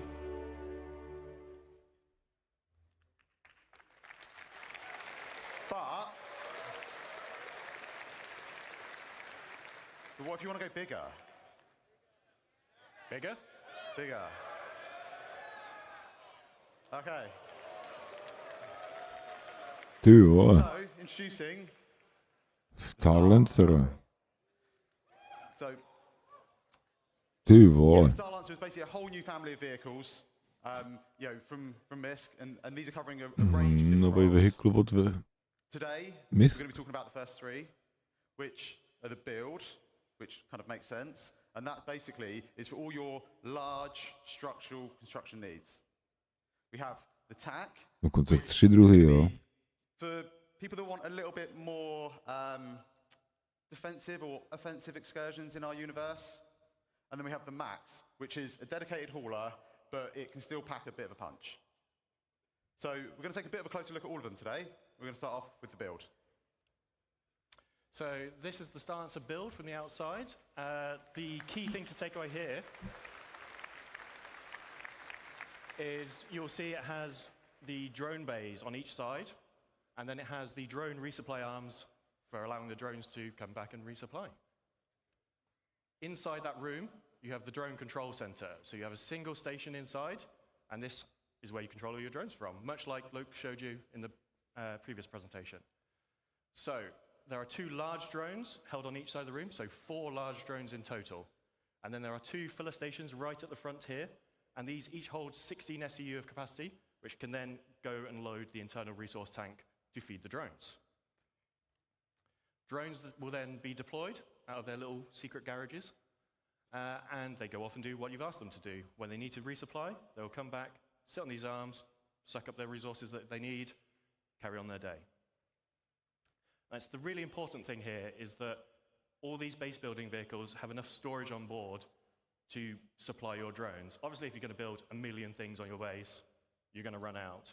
But we want you to be able to have these vehicles and have knowledge that you're not going to be doing endless cargo runs initially to build your foundation, your base. You'll be able to build your base and have storage on that eventually, but these all get you going in the short term. So let's have a quick go over the stats. It holds 4 large construction drones. It's 83 meters long, 52 meters wide, 15 tall. I saw lots of rumors and chatters that people thought this was freelancer size. It is not. It is significantly larger than the Constellation and Corsair. It's almost 600i in size, so it is a big ship. 2 S4 guns for the pilots, 16 missiles, remote turrets, and then 128 SU of cargo capacity in the build specifically. But what if you don't want to build stuff? What if, like me, you just want to burn stuff and destroy stuff? So introducing the Starlancer attack. So like I say, this is Ty designed vole. to be a bit more aggression into the verse. So I think the first thing you're going to notice is the kind of the dual man size 5 turrets. Now these give much better kind of broadside coverage from any of the other variants. And then on top, we also have like a dedicated hangar that has been specifically designed to fit Mirai Fury inside. And I'm sure we will see plenty of other ships try to be fitted inside. Successful yeah, or not. yeah, we'll see. And I think John's going to run you through the interior now. So yeah, let's have a look over the TAC from outside to in. So this is the TAC in its default paint, so sort of military drab grey. Then internally, obviously Ben talked about the size 5 turrets. Then we have some drop seats behind, and these are on a deployable ramp, so you can do some ground assault. They will drop out, down. If you're doing a bit of ground assault, chances are someone's probably going to get injured, so there is an onboard medical facility directly behind there with 2 Tier 3 medical beds.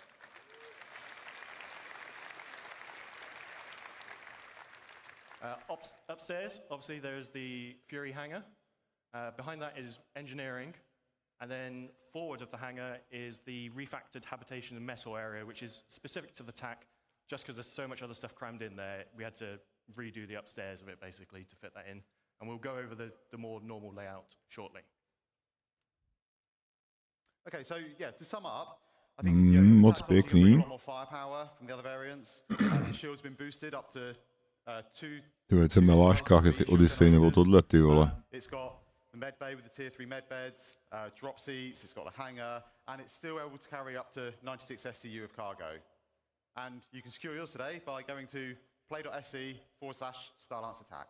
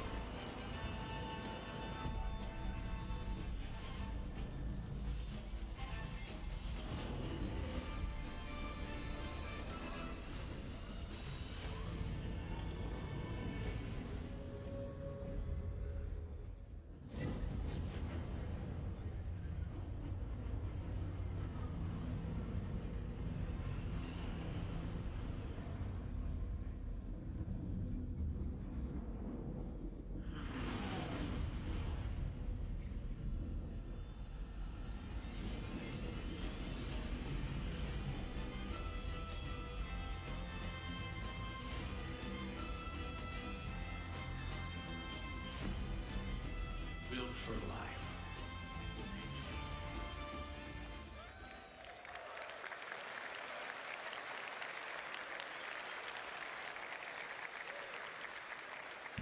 Takže CSVčko bez K. Hopefully agree that was a pretty great kind of trailer for the Starlancer Max.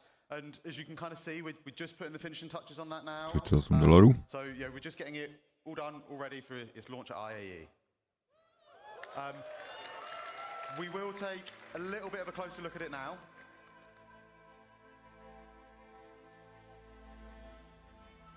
I think the Starlancer kind of really fully encapsulates MISC's kind of ability to create beautiful ships. It's got this bulbous design that really helps to kind of convey its underlying structure and its underlying strength.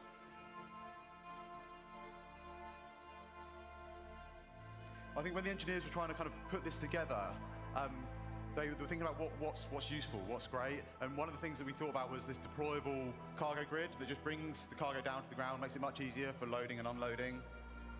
And they also wanted to put the kind of the crew, they wanted to put what was important for them. So they've added a lot of windows out so the crew can see out into the verse, and it's one of the things that we know people like is being able to have these kind of little windows out into space. And then above the kind of main habitation area, we've got these big skylights, and they just allow kind of like more natural light to cast down into the cruise area. For a bit more protection, you've got 8 size 3 missiles up front, and then a further 8 on top. And these are backed up by a set of size 4 remote turrets, both front and rear, that give good topside coverage. And then finally, when we get to the front, you'll see we have a further set of size 4 gimbal weapons. And again, these just kind of help to fill in those blind spots.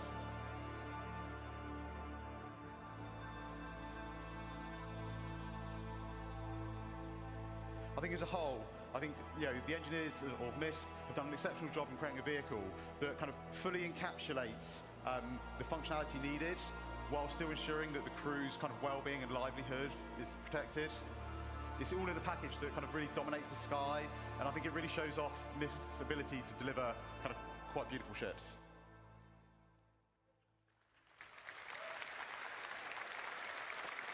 Right, so don't worry, this is not an Origin 404 moment happening here. So let's have a look inside the Starlancer Max now.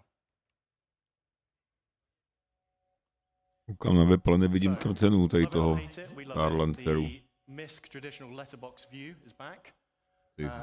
At the front of the ship, you have the pilot seat with 2 support stations at the rear. These are the ones that control remote turrets by default.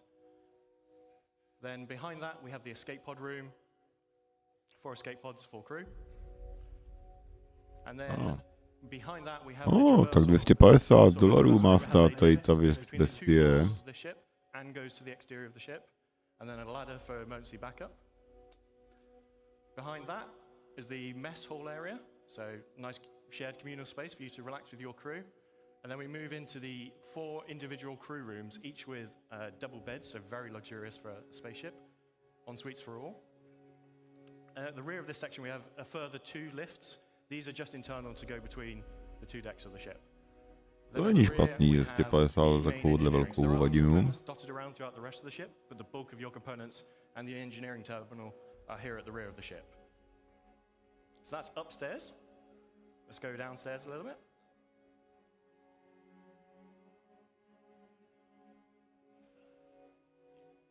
We have the main vehicle entrance and cargo entrance for the rear section. This can be used as a garage, but it is also a cargo hold.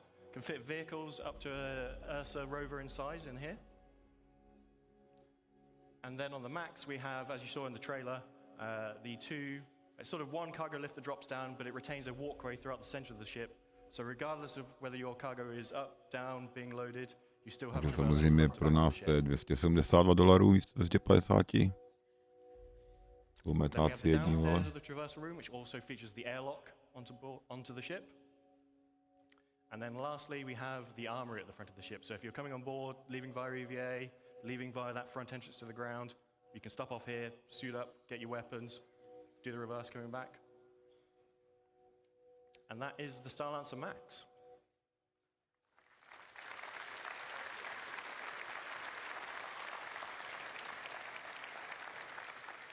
So we'll quickly recap the stats. 224 SU of cargo, 128 on that ventral drop platform, 96 in the rear cargo area. Has 6 extra VTOL thrusters for all that extra mass that it's hauling. And it is available to pre-order now and will be flyable this IE at play.se Starlancer Max. And if you pre-order now before IE, you will get this exclusive sapphire paint, which is in the CitizenCon colors and looks super cool in my opinion. So, we have talked small drones, medium drones, large drones. What about bigger things? Pioneer. So, who can guess what that is? So,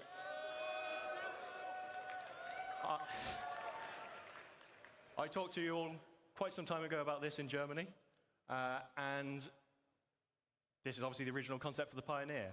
Now, some time has passed, and whilst the core concepts of base building have remained the same at a high level, how you physically build your bases has changed slightly. So, back then, you were building everything on board the ship here.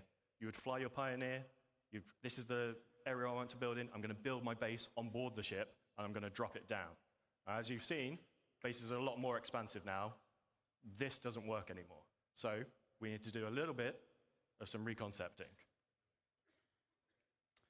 Okay, so one of the first things we really wanted to kind of solve was the ARM. We know a lot more about how we're going to be constructing these structures now, and kind of the ARM didn't really make a lot of sense anymore. All it really did was takže to celý předělali Pioneera, koukám. to land the ship almost twice as big as what it's kind of needed. And we're not real spaceship engineers. We don't make real spaceships. But what we do try and do a lot of the time is we try and take as much reference from kind of real life manufacturing as we possibly can. And I think that's really it's really key to what I think Star Citizen is as a whole across like all the different departments. In that we're trying to make a believable universe. And if you think about the ARM, and whilst I can't deny it's a cool idea, I think really, from a manufacturing point of view, all it really does is it adds a lot of complication and a lot of manufacturing costs onto what is already a very advanced, very large, very costly ship to make. So that was kind of like one of the kind of real first things we wanted to do. The second thing we wanted to look at was kind of, have a little bit of a shift around of kind of like the egress points on the ship. The cargo position has moved, so we needed to kind of update that. We wanted to make sure that the landing pad made sense and had space to kind of come into the ship. And then we also needed a way of getting things out of the ship that we will be crafting. On top of that, we had a few other goals. Like I say, it needs to support all the updated kind of building mechanics.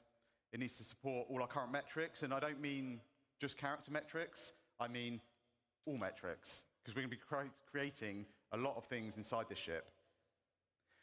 We wanted it to kind of become a true self-sustained mobile base. We wanted it to kind of, be kind of like the cornerstone of your crafting and construction ventures.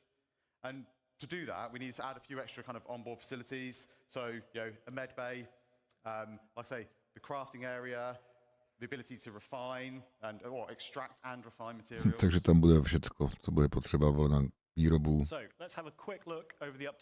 rafinování, medikální postele. So, at the back of the ship, we have the classic bridge, looks out over the expanse of the ship.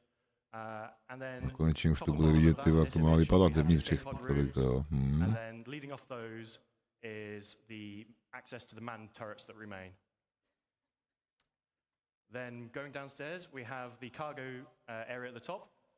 Doesn't look like a lot. That's 1,000 SEU of cargo now in that space. 1000 SEU, ty vole, to je dobrý. Next to that is the fabrication control room. This is where you'll be fabricating larger vehicles and ships, as well as smaller fabrication machines. Vozidel až lodí, dobrý. Use this to build a small FPS weapon. It's a bit overkill, so we have that on board as well. In the center of the ship, we have a small fabrication hangar with roof and ramp egress. So if you're building a small ship on board, so things like a Nomad, you can build on board here. You'll be able to fly out the roof of the fabrication hangar. And then we have the existing small landing pad that transitions from outside the ship to inside the ship. So cargo you can load via new entrance that Ben's going to talk about in a second. But you can still retain the ability to land a ship on top of this ship, move it inside your ship, all those things. Engineering at the rear, this is now capital components all the way around. It was a weird mix of size 3s before, it's now just all capital everything. Then we have the habitation, mess hall, medical area between the hangar and engineering. And then at the front, we have 4 extra large drones in the drone room. But we don't just have some pictures like this to show you. Ben's going to go through this in a bit more detail now. No, předu jsou 4 obrovský drony na výrobu všeho. Like the concept and where it's at on the interior. We start out on the interior bridge. It's very spacious, or command deck bridge, whatever you want to call it. To je můstek gives kind of really nice views over the front of the ship. And up front, you've got all the consoles required that you need to kind of control the ship, as well as the kind of additional remote turret access consoles.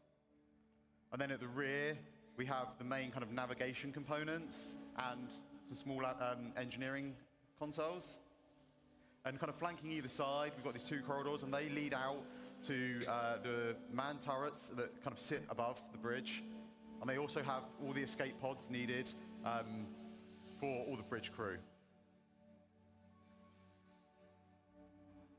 Like I say, we want this to kind of be a home away from home, so we have a very large, comfortable habitation area. Each of the crew members, they get their own individual crew pod. And one of the nice things about this is these actually open up, and they allow kind of each crew member to kind of decide like how much privacy they actually want. Každý pracovník tam bude mít svoji buňku. To je výrobní místnost. To je nákladní prostor na 1000 SEU. Just simplifies that kind of getting cargo in and out of the vehicle. Samozřejmě nákladní výtah, aby tam byl taky. Ty vole. To je obrovský. To je prostě lítající barák, no. Lítající fabrika, by se dalo říct.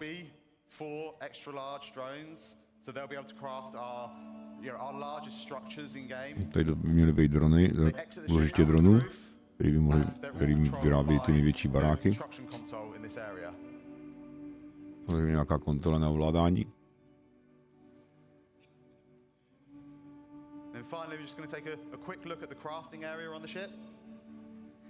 Nějaká výrobní prostor.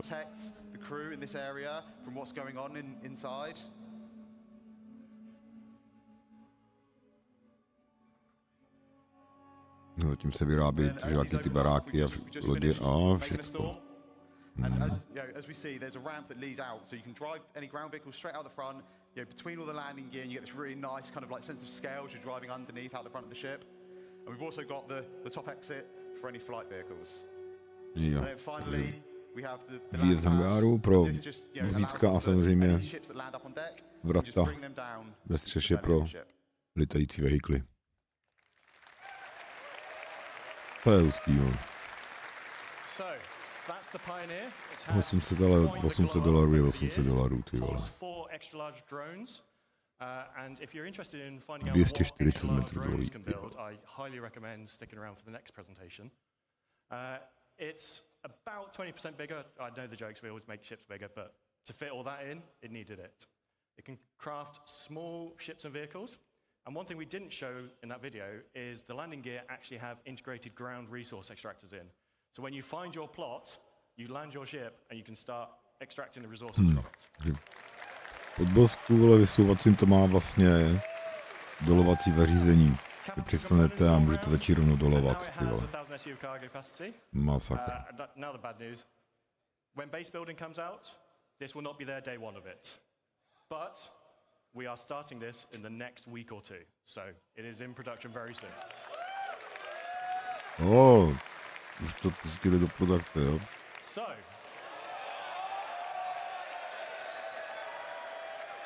to finish up, we'll do the classic last thing. CitizenCon is usually about looking forwards, but we'll do some housekeeping and look at the now and a bit before. So, sorry, this is Ben.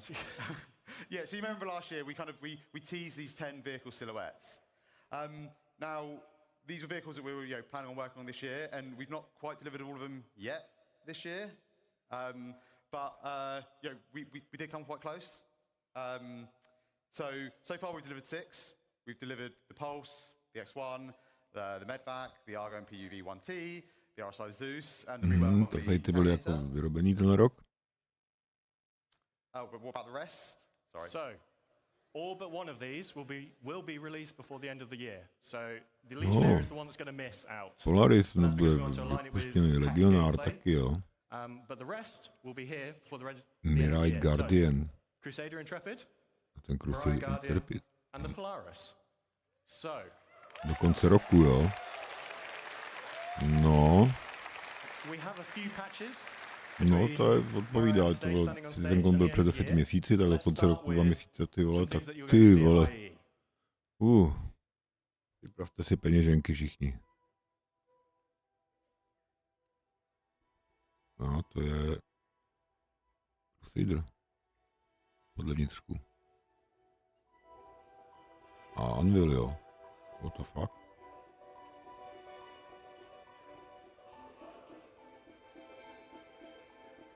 To je ten Legionár? Ne.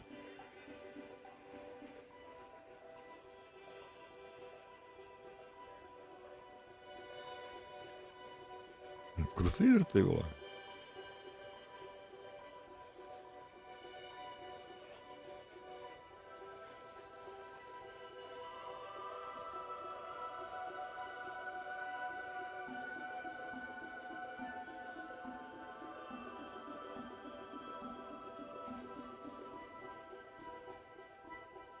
Bylo pořádný dělo, samozřejmě.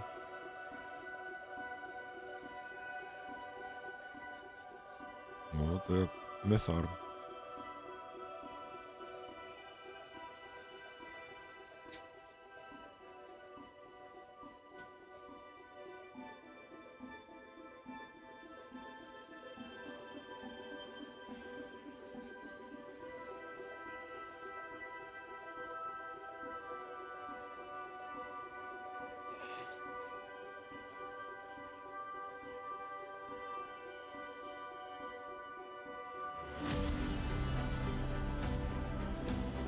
Ty vole.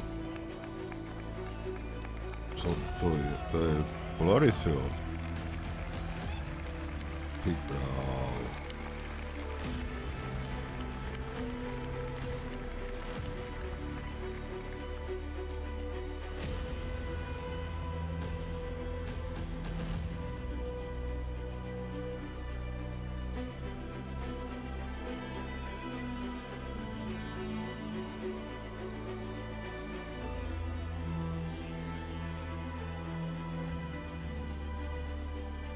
No, tak to vypadá, že to do konce roku asi hotový mít budou, ty vole, že takovýmhle stavu, ty vole, už to není whitebox, to už je skoro hotový, ty vole.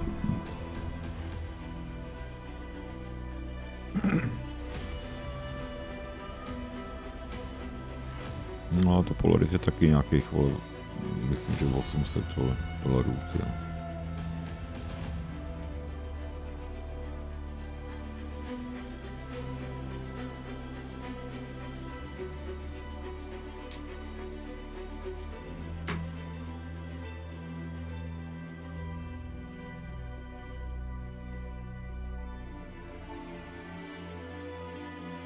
Hangár, pěkně.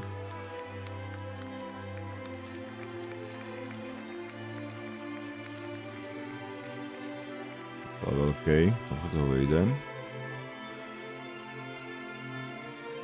Nějaký výtah nákladní. Vlastně na vozítka.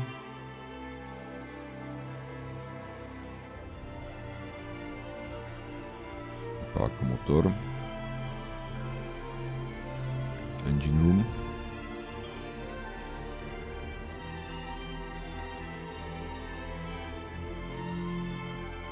Ty vole, to je brutální, ty detaily, ty vole. Engineering panely.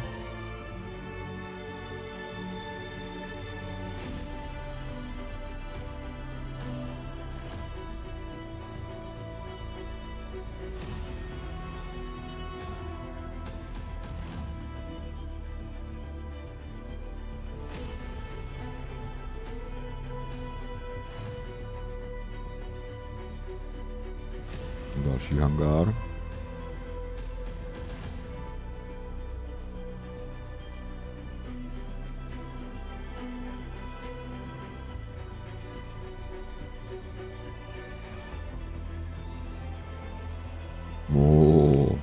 Torpedová místnost.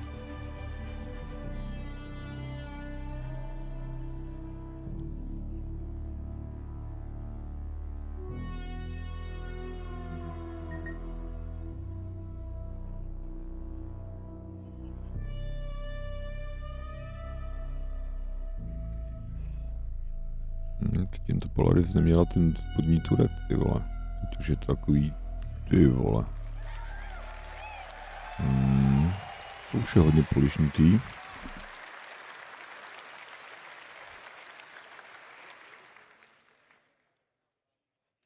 Okay, so on top of those ships we've talked about, we also worked on a number of other ships this year. So we're just going to quickly go through them before we get on to... Ještě další lodě, jo, tenhle rok, jo, nekecej. So we delivered the Jo, to se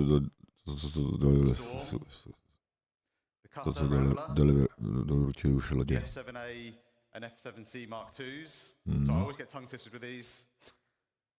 And the F7A Mark Is. There also did the SSD, the SAPPHIRE, the Peregrine, and then most recently the Argo Atlas. So, like last year, did a little tease. Can't just leave without teasing a little bit more. So let's have a quick look at just some, emphasis on some, of the vehicles that we're working on in the next 12 months.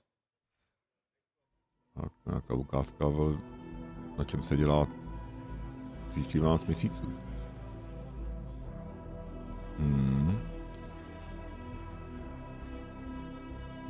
Balista nějaká, možná medikální balista, ale...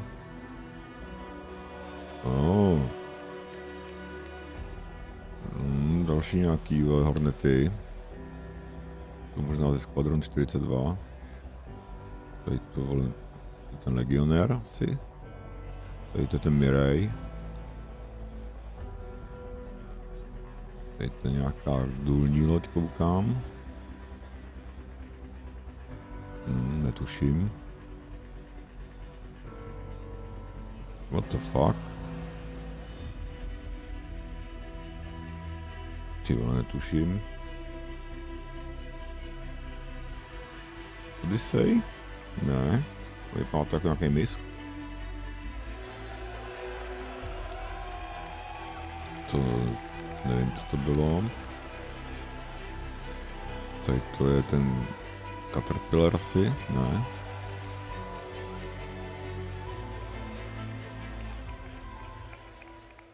Ty vole. Pěkný. Pěkná nálož, opět. I just want to say a big thank you to all of you and a big thank you to all the vehicle team in all the studios around the globe. They give us all this really cool stuff that we can get to stand on stage and talk to you guys about. Some of them are probably hiding at the back, but I just want to say a big thank you to you all, especially for all the hard work on these recent ships. Yeah. Massive, massive thank you to everyone involved in putting these vehicles together. Right, thank you. Thank you. Pěkný, pěkný.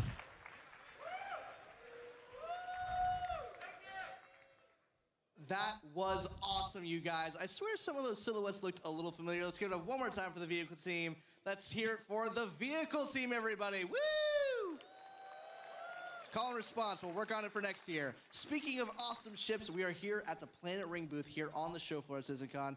These guys have some amazing models that are in prototype right now. We're going to check them out right now. Let's check out some of these awesome prototype models we have right here. Let's check those out. We're going to give our cameraman just a quick moment to check them out. I am here with Ray of Planet Ring. We're going to be asking him a couple questions about these prototypes in just a second, but I want to make sure that the camera has time to check out the details on these awesome models we're hoping to get out in the near future. Oh, look at that. That is some sexy detail work. All right, so Ray, what inspired you to make models of Star Citizen ships? Well, actually, we have been Star Citizen bankers for many years. Myself, I joined the wars in 2015, and my colleagues joined it in 2014, which is 10 years ago. It's a long way for us.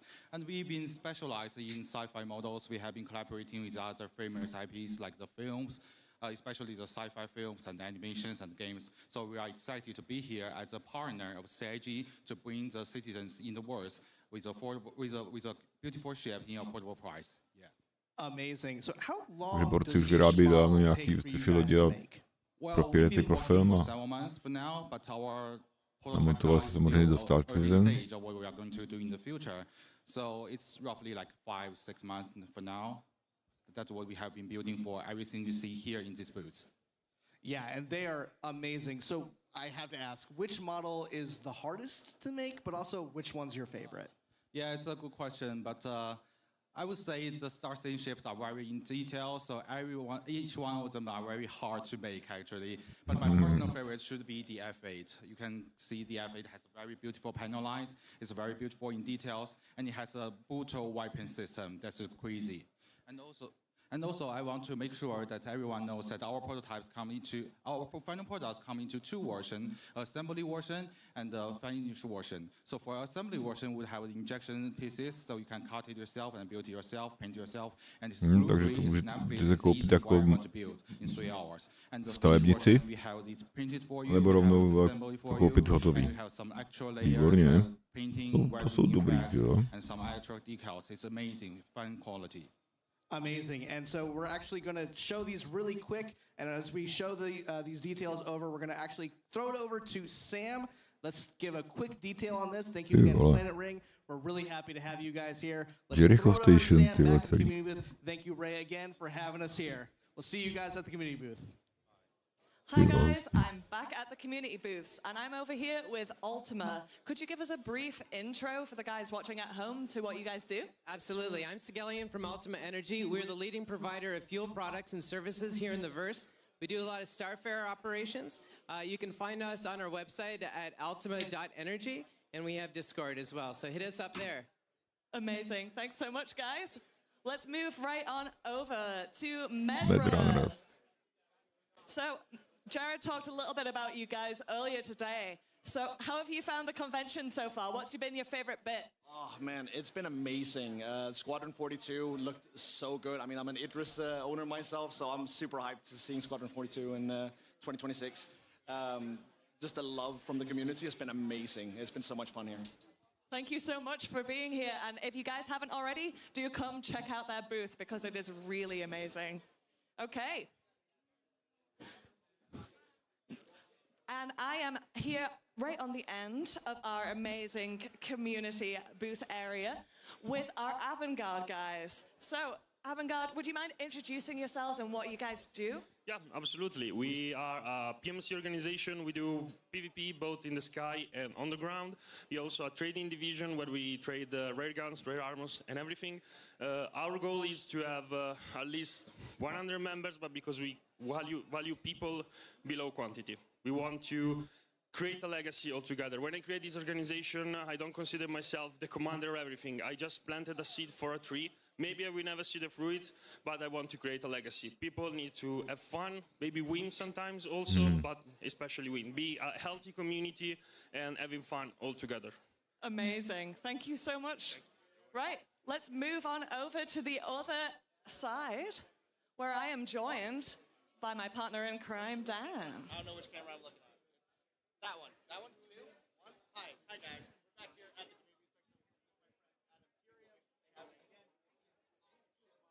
we saw a moment ago. Look at that awesome ship model they have here. It's even better than the one they had in LA last year. Guys, quick elevator pitch. What do you guys here at for Imperium have here at CitizenCon this year? Well, at CitizenCon this year, we brought another one of our 1 to 500 scale Bengals. Bengals. It's actually in Imperium colors. It's the ISS Sovereign, which was picked as the name for our flagship by our members. And then also over here, we have 1 to 2,500 scale Bengal Hungary Battle Group that was made by one of our members that we're going to be donating to Cloud Imperium and to Chris Roberts. That is amazing. You guys have made some awesome stuff here. We're really happy to have you. As always, Imperium creates some awesome showcase stuff here at CitizenCon. We're going to move on. Thank you guys at Imperium so much, and we're going to move right along. Thanks, guys. Next up, we have Black Star Initiative. If you guys are interested in a private military force with weekly events, Black Star is the place to check out. Guys, again, quick elevator pitch. What is Black Star all about, and what do you guys have here at CitizenCon for us? So, Black Star is all about helping other people in the org, getting to PvP battles, and also doing security and protection. Over here, we have got, at our booth, we have a med gun made by someone in our community.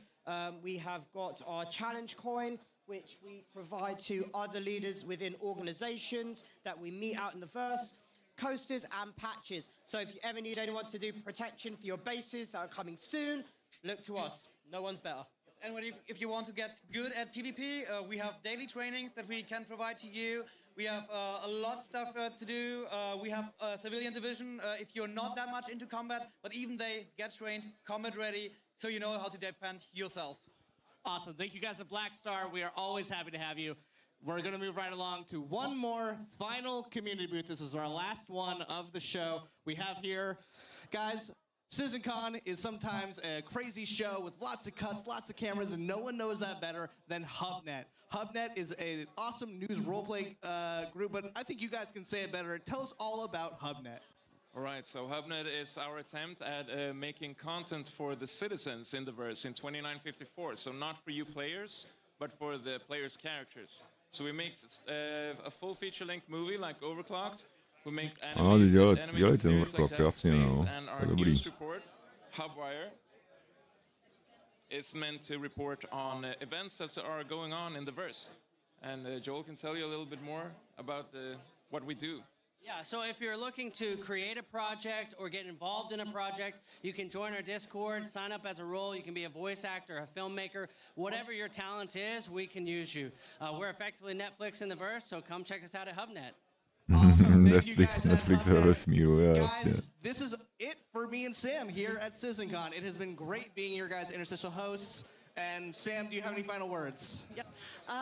No, just Amazing job, guys. Everything in this community booth, all of the developers that have worked so hard to make CitizenCon happen, you guys are amazing. So hope you have an amazing rest of your CitizenCon. From Dan and Sam here on the show floor, thank you guys, and it's back to you, Jared, on the stage. Goodbye. Goodbye. Okay. It's time, everybody. It's time. And before we get this started, we're doing a lot of things here. I want to do some personal thanks to myself. Okay? So, first, I want to thank all the developers who took their time to build their presentations and showcase for you their amazing work that they've been doing over the last year for Star Citizen and Squadron 42. So please, a round of applause for the developers. Jo, potlesk pro developery. It is not easy to stand on this stage in front of 4,000 people, in front of tens of thousands of people at home, and the hundreds of thousands who will clip this and replay it and cut it into other content videos for years and years to come. So thank you so much. I want to do a couple individual call-outs, though, because it's important to me, and I'm on stage right now, and you're a captive audience. I want to call out Nick Pierce. Nick Pierce from the Characters and Creatures presentation. 10 days ago, we lost our main presenter. He didn't die or anything, he just couldn't make the trip. Nick stepped in with only 10 days to prepare that amazing armor specialization presentation that you saw. So Nick, you're a champion. Thank you so much, stepping at the last minute.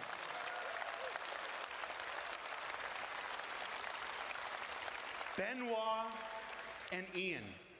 Benoit and Ian took the reins and delivered multiple presentations this year. You may only see them talking in this presentation or this presentation. You're going to see Ian in this one here, like this. But their work behind the scenes, getting all of these presentations up to the standard that they're required, was amazing this year. So Benoit and Ian, you don't have to clap for this one. This is just for me. Thank you so much, Benoit and Ian. All right, you can clap. That's fine. You might have noticed we went on ISC hiatus a couple weeks ago. We went on hiatus a little earlier than normal because we took the ISC gameplay capture team and we dedicated them to the work of CitizenCon for the last almost 6 weeks. Every year at CitizenCon, the devs spend their time creating their footage for you, their showcases for you, and many of them still did. But the amount of work it takes them away from the work of actually creating the game. So our ISC gameplay capture team really stepped up this year for the first time in CitizenCon history and helped folks create the videos. Those amazing looks at Nyx, those amazing looks at Castra, the amazing looks at the Sandworm and stuff. So I want to call out Will, Dave, Toby, Alex, and our newest member, Thomas. Hi, Thomas. Thank you so much, guys. They had never participated in a CitizenCon before, and I think they were a little surprised at first at the sheer amount of work that goes into doing this, but they stepped up and delivered some amazing stuff, the last of which you're gonna see some in this next presentation. And then our last two groups of people I want to present, I want to share. Are they back there? Wave if you're back there. You guys ready? I can't see anything. All right, I hope I'm vamping a little bit until Rich Tyler gets into place. I could hide it from you, but I'm not. So the last groups of people I want to thank. Well, let me tell you a story real quick. When I'm back there, and folks are coming up to me and they're thanking me for this and thanking me for doing ISC, for doing SEL, for putting this together on the stage today, I'm struck by two things every time I'm thanked. One is that I can't do any of this without you. There is no game project in the world that does a weekly behind-the-scenes docuseries each and every week, and then turns around and does a live talk show the next day after it. And that's only made possible because you guys keep tuning in, you guys keep watching, you guys keep supporting, you guys keep making relatively positive comments about me. I don't think I'm ever going to shave my face again. But it's all right. I just wanted to see what I looked like. You know, I'm like, oh, that's what you look like. All right, I agree with the people. Let's bring it back. And then last but not least, there is one person who makes it possible for me to do everything that I've done here. I've been here for 10 years. I've produced 7 CitizenCons, I've produced 3 Gamescoms, a PAX or 2, and a couple digital stuff, and of course ISC and SCL every single week. And really, after your support, the only reason I get to do this week in and week out and have these big moments like this is because of the same guy who makes it possible for all of us to do our jobs. So I'd like to thank, where's the camera? There you go. I'd like to thank Chris Roberts. Chris, thank you. Thank you for not thinking Sandy was crazy when she hired me. Thank you for saying yes to so many things I want to do, and for not saying no or getting angry when I don't ask. So thank you so much. I do operate a lot on a let's just do it and see if I get in trouble afterwards thing. So is that Chris there? Are you ready? All right. So with that, yes, he's angry now. All right. So without further ado, let's get to our final presentation of the night. The Star is My Destination. Introduced to you by the one and only Chris Roberts. No, tak co nám ještě řeknou? Chris Roberts, ještě Tyler. To byl ten 45. Hey, well, I hope you had a great day yesterday. And by the way, there's a perfect run through that Rich did immediately after the show. He went back to the office, ran it through, no crashes, no nothing. It's up on YouTube. And by the way, that's a dedication of Rich. He's like, okay, I'm going to get it done properly, and he did it. And it looks great, and it doesn't have any screen tearing, because there was some screen tearing. There was a technical glitch in the setup yesterday. So anyway, watch that. And if you're doing comparisons to the old stuff, compare with that video, not ten odkaz na ten Squadron 42, o kterém právě mluví, na ten ukázky je v chatu. Odkaz. The base building and the crafting, the ships you'll be able to do it. I mean, for me, the ability to sort of create your own place somewhere in the verse, find the perfect spot for you to make your home or harvest resources, it totally changes the dynamic of what No, to všechno změní v té hře, no. Ty až si tam začne všichni stavět baráky, ty vole, to bude, vole, crashu, ale. Putting roots down in the verse, so I can't wait till we get that in there. That's one of the things that makes me incredibly excited. Opravdu, ty vole, ta hra začíná být úplně tak nabušená, že to, vole, mi hlava nebere, vole. But that is a perfect example of Star Citizen, how it's grown over the last 12 years, because we definitely did not have that on the initial Kickstarter or the pitches that we were doing. And, you know, Star Citizen is a living game. I mean, we're constantly always adding content and features and tech.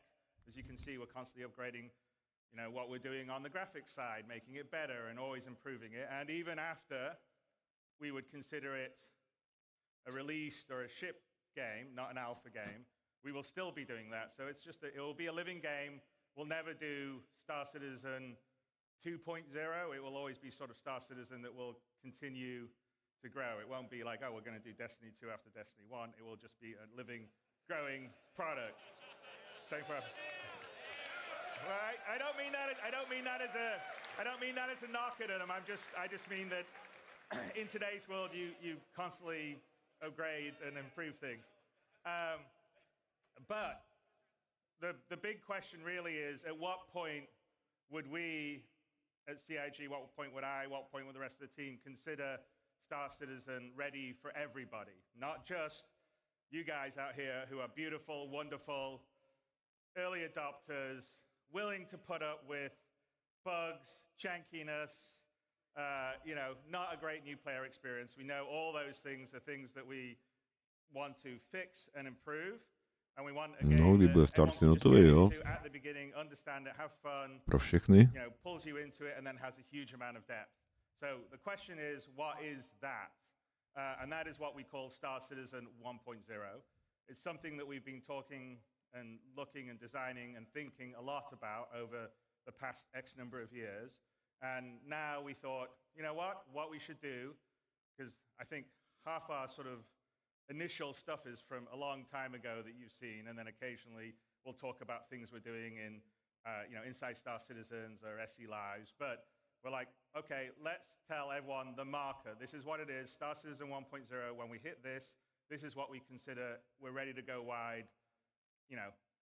Everybody in the world can get in, play it, whether you're hardcore or casual, have fun, play in the verse, interact, have a great time. Takže to oznámit, kdy bude hotová hra pro normální hráče, nejenom pro šílence jako my. As I said, that we'll stop at that point. We'll continue to grow and build and add things. So fishing is not on Star Citizen 1.0's list, but I'm pretty sure Rybaření ještě není na 1.0 listu. Not that long after 1.0. But that is the example. We're going to tell you what the marker is. And, to do that, Rich Tyra, who's our senior game director, is going to come out with a few of our other directors and we'll lead you through what 1.0 will be. So, without further ado, Rich Tyra. Tak to neřek, tak to řekne Rich. Don't crash. Yeah. Hello, CitizenCon. So, my name is Rich Tyra, and I'm the Senior Game Director for Star Citizen and Squadron 42. Now, I've been at Cloud Imperium for many years, and I've read many Spectrum and Reddit posts. And one consistent question I always see is, what type of game is Star Citizen? Co je to vlastně za hru Star Citizen? Many answers. It's a PvE game. It's a PvP game. What about non-combat? Ultimately, it's all three. Three types of players, one universe. PvP, PvE a bez boje. And not just a set of features bolted together. And it comes back to that elegant, simple question. What type of game is Star Citizen? Well, today, we're going to find out. Okay, so before we get stuck into Star Citizen 1.0, I think I need to clarify a few things. Firstly, what about 4.0? Where does that fit in? Well, 4.0 is the patch that contains server meshing and pyro. And fundamentally, it's an alpha development patch, which means it's adding further tech, features, and content to our alpha version of the game. No. Čtyřka by měla být vlastně pyro a server meshing. All the way to 1.0. And the big difference is that 1.0 is the full release of the game. Okay, so what does that mean? How will it be different to a normal patch? Well, firstly, let's look at the 1. The 1 means we're committing to higher base performance and minimal bugs. No longer will we reference that the game is in development. This will be a fully released and polished experience. It means fully rounded gameplay loops, from new player experience to story missions and bez bugů, and crucially, it means no more resets between patches. It's a true. A už by neměly být žádný výmazy. No, to je docela důležitý. A to třetí je dokončení vlastně. So if that's the 1, what about the .0? Well, it's just as important. It means we're still committed to continued development, with new content and features being planned post 1.0. Potom už ještě tam bude další jakoby pokračování vývoje. Budou to vždycky vydávat, když to bude vhodně ověřený. If there is a content, feature, or star system that we've mentioned in the past that is not in 1.0, it just means it will come later. 1.0 is more than just a number change. It's the beginning of a new phase of development of the game. No, jednička to je nová fáze vývoje této hry. I want to address one important point. And for this, we need to go all the way back to the beginning. Here we are, the Kickstarter. As a backer myself, takže nějaká historie. Brings back memories. And it also reminds me to začalo 2012 na Kickstarteru kampaní. Původně 100 hvězdných systémů. Líbených. Tak co nám k tomu řekne? But and there is a but, the star systems of old are not the star systems of today. They were based on the privateer and freelancer model. They were unexplorable planets with an isolated and small landing zone and had automated landings. And we all know how that went. To give you an idea, Stanton had 4 points of interest, and the entire 100 systems only had 90 POIs. Compare that to Stanton today, and we have 1,626 points of interest. And that is going to be dwarfed once we start using the Starcitect tool you saw yesterday. To je přes 1000 prostě ty vole míst na prozkoumání ve Stantonu, jo. So where does that leave us for 1.0? Well, we will not be launching with 100 star systems, because the game we have today was not just the game that was pitched back then. It's more rich, it's more diverse, and fundamentally, you'll be getting a whole lot more, and I mean a lot more. Okay, so now I've defined what No, takže nebude z toho hodně systémů 1.0, ale bude jich jenom pár, ale budou Star Citizen, by its very nature, is a sandbox MMO. Today, you as a player have to find the fun. You have to figure out what you can do and how to do it. If you want to be a hauler or salvager, you have to know those professions exist. You have to know what ships support that gameplay. Důlní pracovník, And you have to rely kurýr, on outside resources for help. bounty hunting, jakoby lovec odměn a nájemný vrah. So we're going to add a soft framework, a nervous system that connects all the professions, ships, and content together. And to do this, we're going to add a main story. To help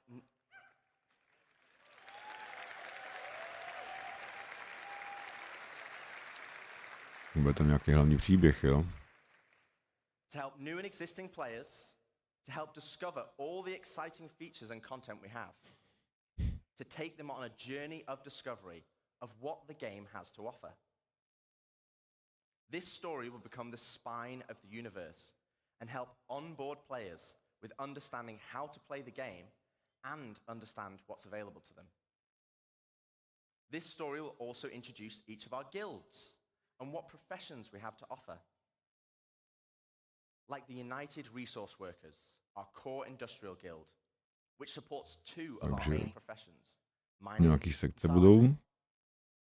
They also support many other features and professions, like repair Opravář, technician, inženýr, crafter, and builder. věrač, Guilds are stavitel. hugely important in Star Citizen, and as you know by now, guilds are comprised of many factions. Ty vole. As you work for each of these factions, you will gain guild reputation.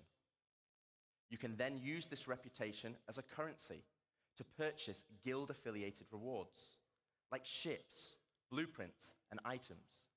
And each guild will have a unique inventory of what they offer. Každá Alongside frakce economic bude mít growth, guild reputation will become a core progression of the game. unikátní And to talk more about guilds and our main story, nákresy a I'd like to odměny. introduce David Haddock onto the stage, our very own narrative director.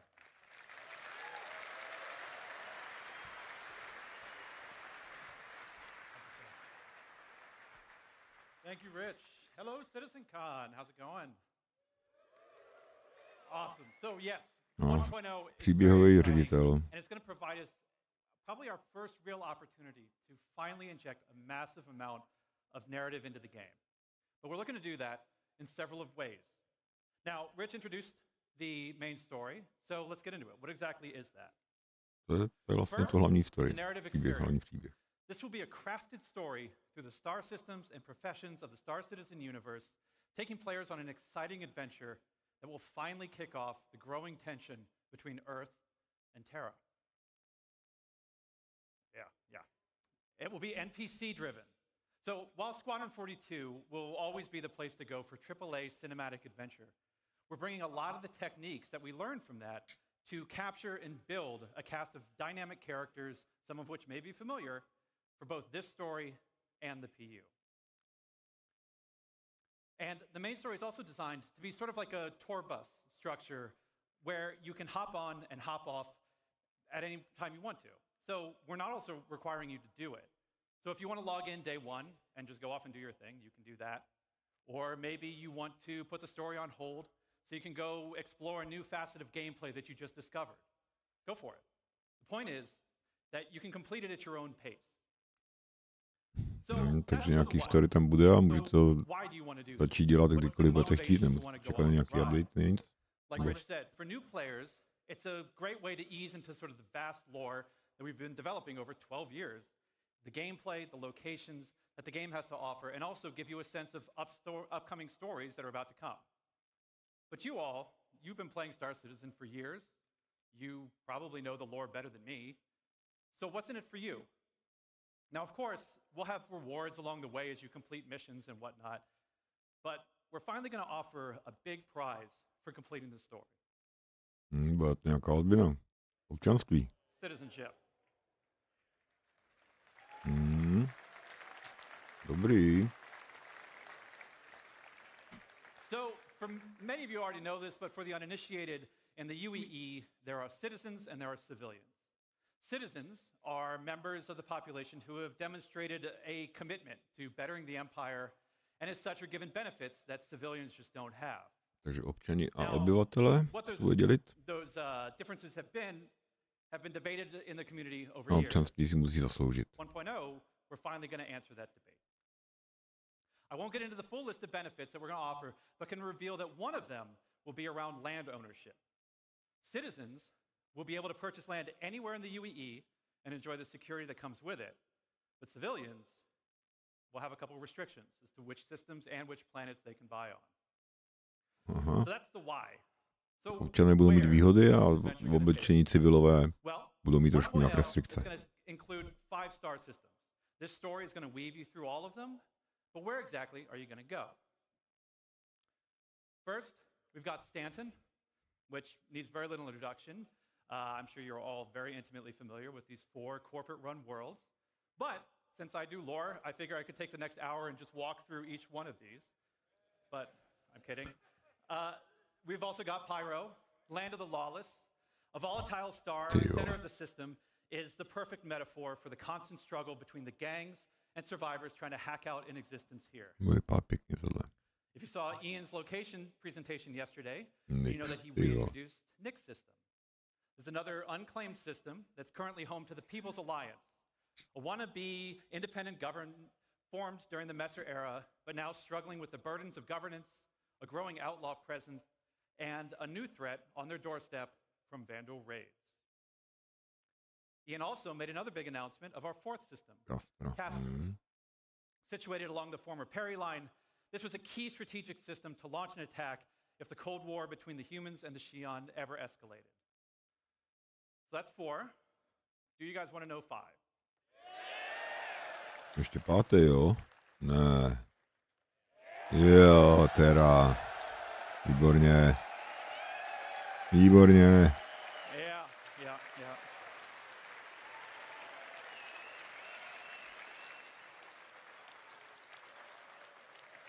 We're finally doing it.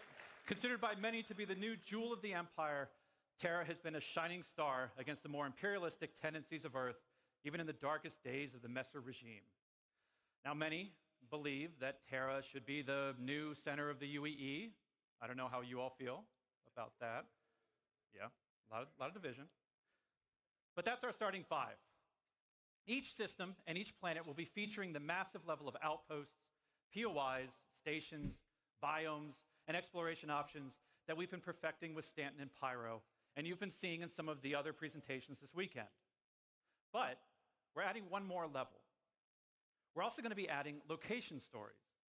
Now, these will be short, NPC-driven missions sprinkled across our landing zones and cities that will exist outside of the main story, but will help provide an additional bit of lore and character to the location that they take place in. So, that's our main story. Let's talk more about the guilds that Rich mentioned. First, a quick recap. Guilds act as a governing body for clusters of professions and factions with a reputation and progression system that will offer rewards the more you work for them. I want to call out 2 things. One, I'm not going to have time to dive into all of the missions that you're going to see on this board, but just know that every mission type is either in the 1.0 roadmap or already in production. And second, we're also looking to move missions away from the Moby glass whenever possible. Sure, it will always be an easy way for us to get additional game content in, but we want you talking with people. So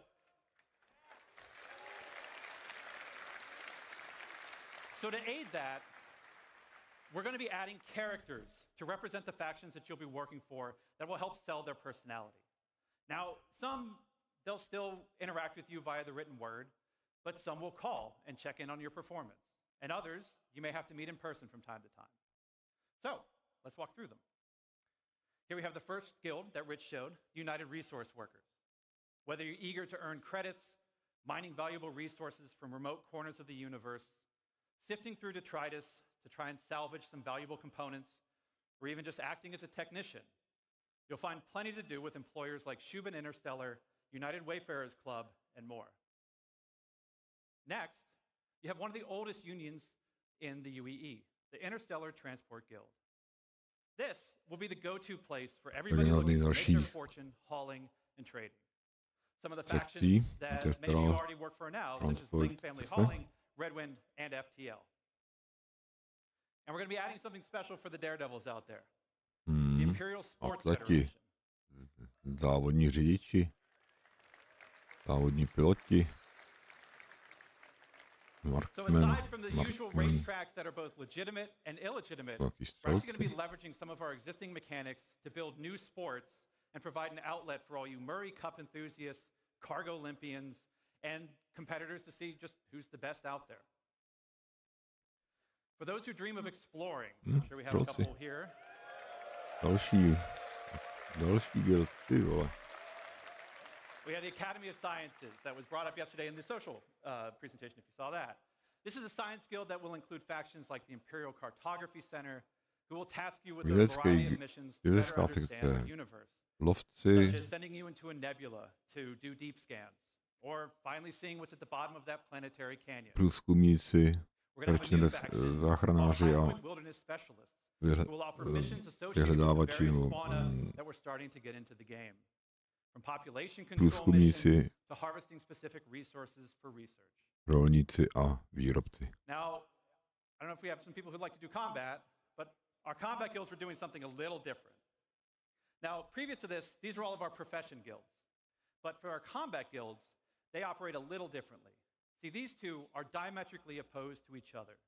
So, once you pledge allegiance to one, the other marks you as an enemy. Koncil kriminální sekce. Oh shit. On the lawful side, we have the Mercenary Guild. They represent factions Lovci like odměn, Security, operativci, Bounty Hunters vojáci, Guild, and even some military contractors. vojenský piloti. So whether you're pulling together a team of specialists to Ty go vole, into a tam ground toho base, je. hunting down an elusive criminal, or putting together a recon run to drum up some intel, Mercenary Guild's got you covered. On the flip side, we have the Council. Kriminálníci, Now this is a shadowy group násilní kriminálníci, organizovaní kriminálníci, výrobci ilegální, operativci, pašeráci, násilní kriminálníci v lodích, piráti, únosci a závodníci. But remember, the underworld is a dangerous place run by greed and power. So mercenary guild reps might not be the only people you have to worry about, as the syndicates are always looking for loyal soldiers who will hurt their competition and tip the Těch scale of power. syndikátů, ty vole, tady ty tam jich je rád. Ježišmarja. There's going to be a universe of exciting storytelling opportunities for you to undertake in 1.0. But one more thing, we're also going to revitalize our social behaviors to make the populations not only feel more alive and reactive and off chairs, but better reflect the tone and flavor of the areas that they're inhabiting. We want to see the people of Loreville slowly trudging through the streets, overburdened by the ruthless contracts, just as much as we want to see the tourists of Orison gleefully moving from attraction to attraction. And all of this is what's going to make Star Citizen be the experience we set out to make. A diverse universe with a rich tapestry of stories, characters, and experiences for you to live in. To talk more about how all this feeds back into player progression, I'm going to turn it back over to Rich Tyre.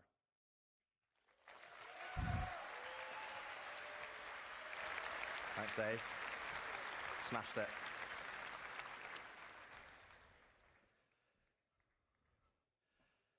Thanks, Dave. Okay, so we have a main story to connect the universe. We have all the guilds and their associated professions, and we have location stories to give the world depth and life. Crucially, though, we have a new core progression in the game, guild reputation. But what about our other core progression in the game? The economy. So, as we've discussed before, we'll be implementing a Star Sim-powered dynamic economy that will automatically adjust the in-game prices based on player activity. Kde to mizí? Tak, tady. But for credits to actually matter, though, we need to have an economy where credits flow out as well as in. This means transactions such as repairing, refueling, and restocking need to have value. If everything is too cheap and the money coming into the economy is too great, we'll have massive inflation. And this is where taxes and insurance come in. Oh.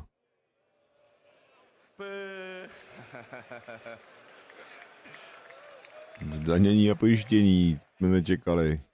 We'll have two main taxes. Inheritance tax as part of Death of a Spaceman, and security tax for your base that will cover the cost of planetary shield tech. Insurance, on the other hand, will be split Takže to je daň za obranu svých základen a tam to je první daň za, když někdo umře. To samý i s loděma. Losing your ship should be significant. Right now, for example, over 90% of all claims in the verse are for ships that have not been destroyed. 90% claimů je udělaných na lodě, které nebyly zničeny. Takže pojištění, vole, a záruka bude zajímavá. Level 2, chassis and component insurance. Takže pojištění jenom lodě komponentů, a level 3 lodě komponentů a dekorací.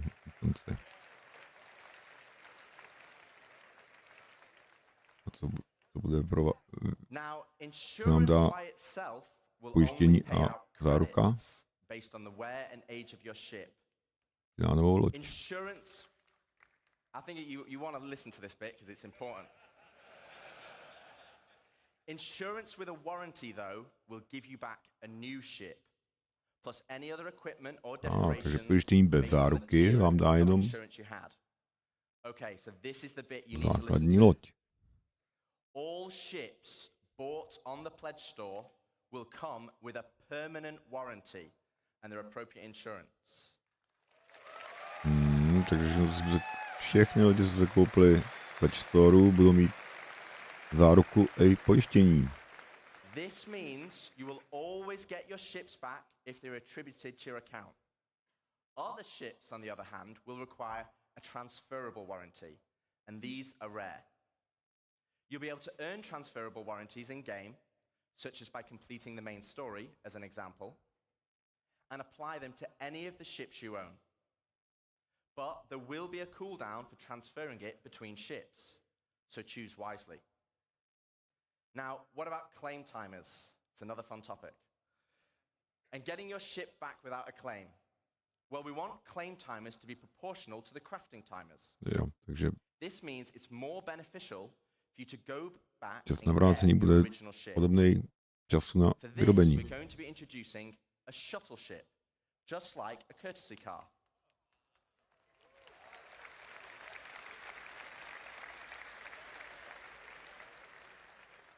You'll be able to claim the shuttle at no extra cost to most locations and then fly it back to your original ship. Once back in your ship, the shuttle will automatically return home. Takže si objednáš dopravu k té svý nabouraný lodi, nebo k ztracený lodi, která je funkční a lodi to nám dopraví. If your ship has been legitimately lost, though, then you'll need to claim it back. And as we'll be increasing claim timers, this will mean some ships will take longer than others, with starter or small ships always being readily available. and larger capital size ships taking a long time. So it's always better to try and get your ship back if possible. Jo, takže se vyplatí vždycky dostat loď zpátky, než ji nechat claimnout. What does that mean to you as a player? Well, firstly, it means we have a framework where we can start creating cyclical gameplay loops. But what are they? Let me show you. Okay, so right now in live, if you have a prospector, you probably enjoy mining. And the reward for mining is credits and the enjoyment of the activity. But in 1.0, you might be mining for a whole different reason. And this is where cyclical gameplay loops come in. Firstly, let's add all the manufacturers and ships in. I'll give you a moment to take that in, because there's a lot. I actually had to ask them to take the variants out because it didn't fit on this slide. And let's zoom all the way into the prospector, a stalwart of the mining community. But let's say I really fancy acquiring a military Mark II Hornet. Let's go on a simplified journey of how I could get one. Firstly, I know I won't be able to buy it as it's a military ship, so I'm going to need to craft it. That means I will need the fabrication hangar blueprint. Luckily, I can earn it by doing mining missions to gain rep with the United Resource Workers, and I already have the perfect ship, my trusty prospector.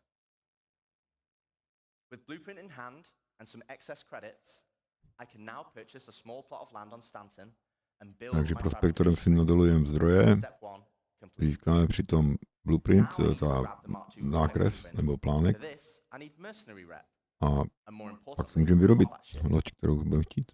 With that in mind, I will do a few more mining contracts to earn enough credits to purchase a Mustang from the dealership. Now I can start doing combat pilot missions for the Mercenary Guild, so I can unlock the Mark II Hornet blueprint. Aha, takže Step 2 of our simplified loop is budeme muset odemknout plány na Horneta, aby jsme se mohli vyrobit. So I come full circle back to my prospector, but this time I'm mining for resources instead. As you can see, this closes the loop. No longer am I mining just because I like it, and there's nothing wrong with that.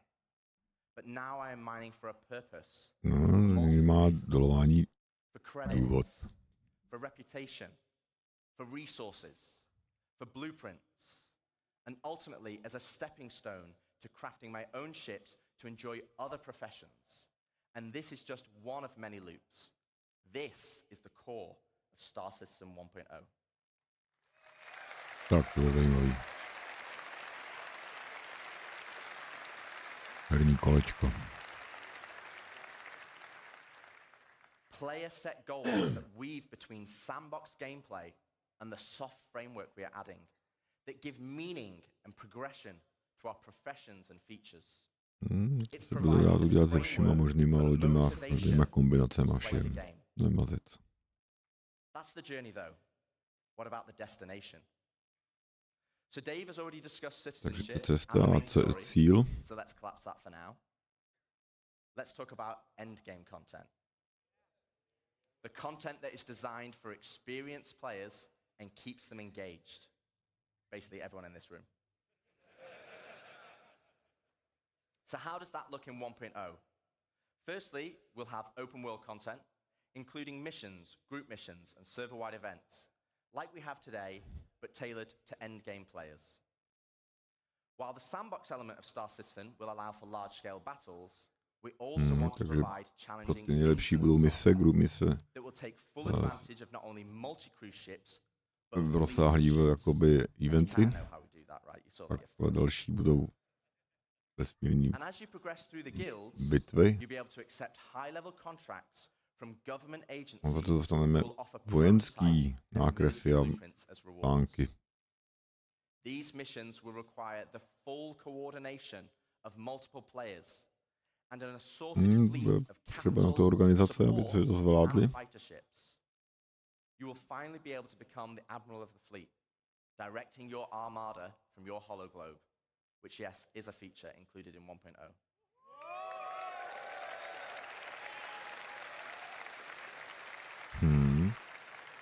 Už to bude ve 4.0. We will also be offering more specialized on-foot missions, that see you enter the depths of distribution centers and municipal works in small, tight-knit squads that provide an outlet for our more FPS-focused players. On top of all this will sit a dynamic layer powered by StarSim. While StarSim will be the driving force in our dynamic economy, it will also track player and AI activity and dynamically spawn events based on their actions. For example, if it tracks large amounts of resources being moved from one home location to another, it will have a chance to spawn pirates to intercept. All this combined will provide just a portion of the end game experience, and I'd love to delve deeper, but that's for another day, as we still have a lot to show. So we've discussed non-combat professions and guilds, cyclical gameplay loops, and end-game PvE content. But what about PvP? What about player versus player content? To je všechno PvE a tady to teď se bude mluvit o player versus player, hráč versus hráč, hráč proti hráči. Takže tři systémy jsou právní, jakoby, a další dva systémy jsou bez práva, bez zákonu. And depending on the location, would dictate the emergency response time, with high-sec areas being the fastest. Initially, this response will be measured, but over time will escalate to overwhelming force. This means if someone is attacked, if they can just hold out for a short duration, help will be on the way. Pirates will be able to disrupt this monitoring by shutting down the nearby comm arrays, but this will be highlighted in your star map, with dynamic missions being generated to bring it back online. But this is Takže piráti, když vyřadějí satelit, tak bude okamžitě spuštěná mise na její opravu. Let's explore what options you have if you pirate a ship. Okay, so first up, let's discuss ownership. All ships and high-value items that you own will automatically be assigned to you. Takže něco ukradnete, tak to bude vaše. You can mark it as stolen, either via an insurance claim or in your Mobi. This will then trigger a dead man switch on the stolen ship, meaning it will cease to function after a period of time. But what options does this leave as a pirate? Well, you can still salvage takže když si přivlastníme loď, tak nebude cizí loď, tak je tam deadman switch, ale to znamená, že ta loď nebude fungovat věčně.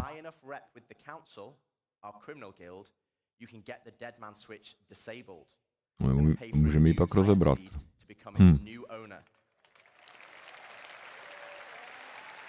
To je dobrý. A pak zaplatit za to, že si ji přivlastníme. Also, if you're in a lawful system, you'll need to find a transient jump tunnel, as all major locations and POIs will have custom security that will scan you on arrival. Okay, so with that out of the way, let's look at the unlawful system in Pyro. Unlawful systems have no laws at all, and with that comes opportunity. Pyro, as an example, has an abundance of high-quality resources and is a hotbed of criminal activity, the literal definition of high risk, high reward. Takže tam budou hodně kvalitní zdroje, takže velký risk, velký odměny. This is where base raiding will become a new form of PvP, and it's founded on a combined arms ethos. Defending players will be able to add defenses such as walls, automated turrets, and most importantly, ground shields. A localized version of takže budeme mít zdi, turety a štíty na zemi.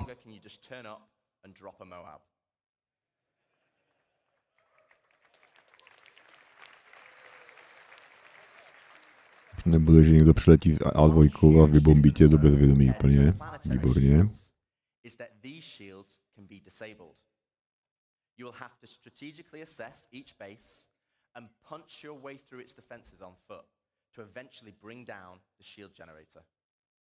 Once the shield is down, then you have options. You want to raise it to the ground, you can bomb it from the air. If you want to extract all the resources though, you'll need to infiltrate the base, using explosive charges and hacking while fighting off the defenders. Now, both piracy and base raiding is founded on sandbox gameplay. And again, that's the essence of Star Citizen. But we want to add more. Something where you can log on and immediately find the action and fight for a purpose. So first up, let's go on a history lesson. In the early 2600s, there was a fledgling corporation called SEAL that had developed a new system-wide planetary shield technology, the same technology that will provide protection for your bases today. To prove this tech, they wanted to use Nix and Pyro systems as a testbed. With the promise of high-quality resources, SEAL lured independent miners to man the shield network in exchange for shield protection for their settlements. Takže SEAL bude vyrábět štíty. Provide total coverage over all the mining settlements. And so they created the SEAL Tokens program, allowing the most industrious factions to purchase shield coverage for their work. The network consisted of multiple linked bases on the ground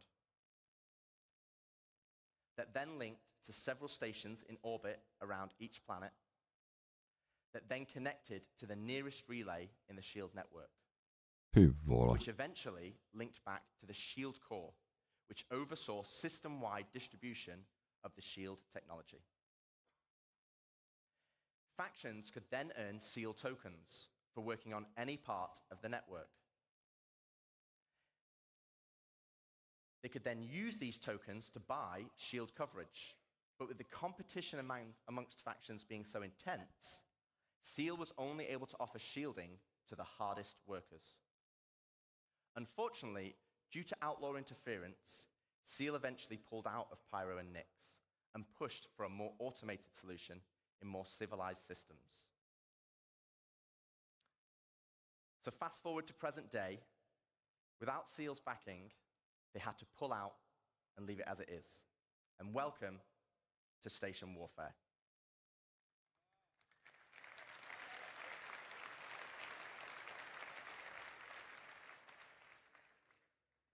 With the SEAL network still in place, but lacking resources, orgs can take ownership of these structures to gain access to planetary shield tech, which, as you know, would make their bases invulnerable.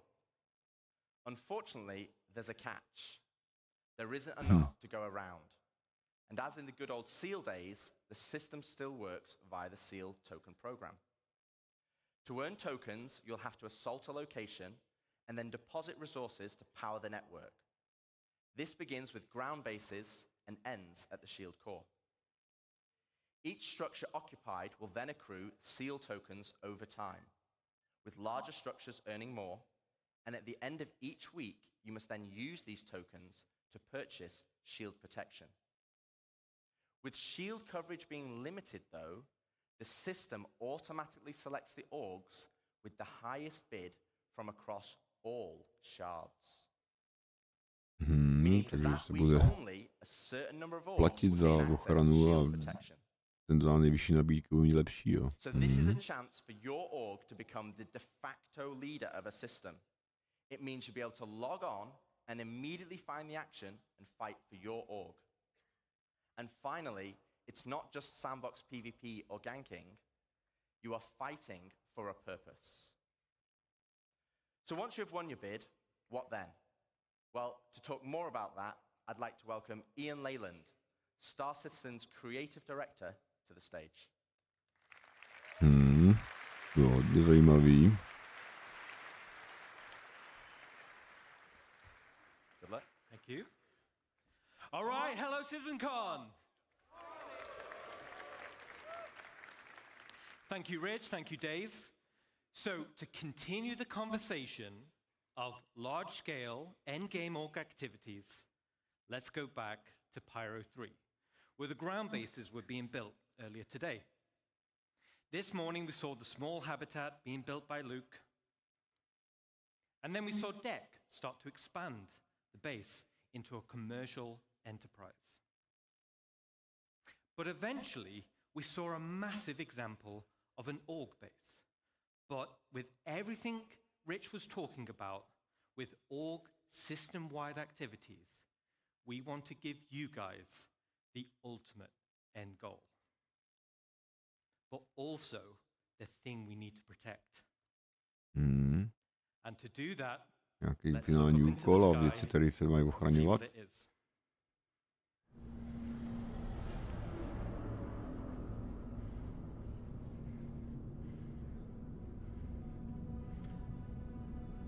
To je docela slušný průmyslový areál.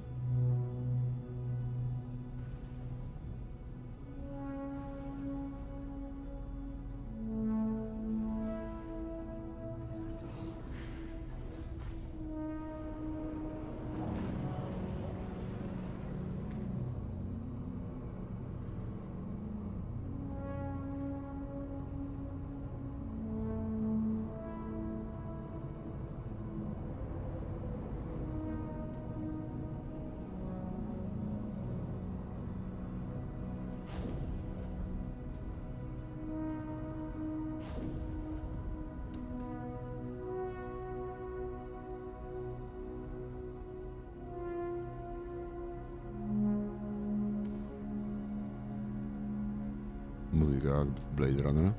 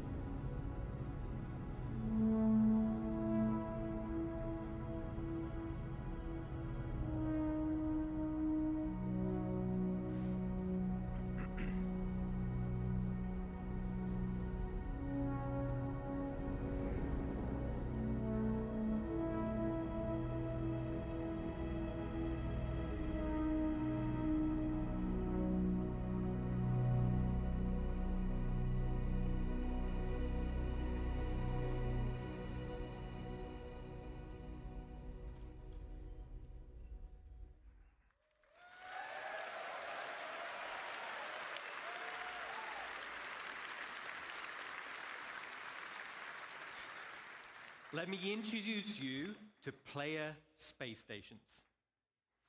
Oh. Finally, you can build your home amongst the stars. This will be the starting point for your base of operations, for system-wide org activities. But why is this? Hráči si budou moct vytvářet i své stanice vesmírní. Výborně. Space station, it's going to require vast quantities of resources and materials. No, bude to potřeba hodně. Ty vole, ještě tohle. Well, it all starts with the supply bay. And the supply bay can only be constructed by the pioneer.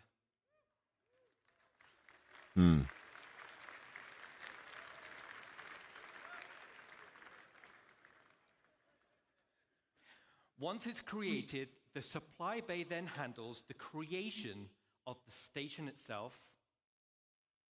Now, we're in grey box development phase, so the artwork's not final, but let's go on a journey and start building our space base.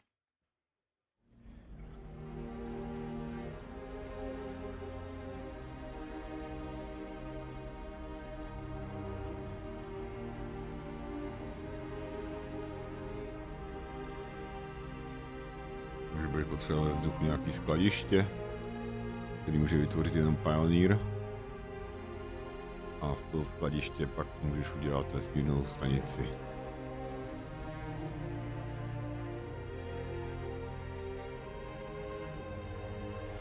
Ty vole.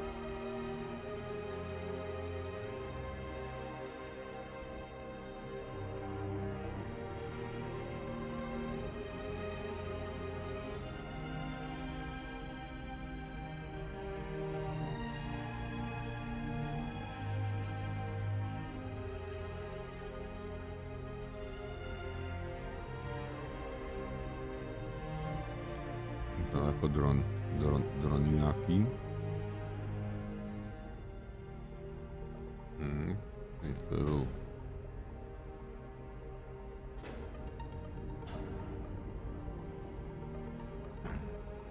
zásoby na výrobu stanice.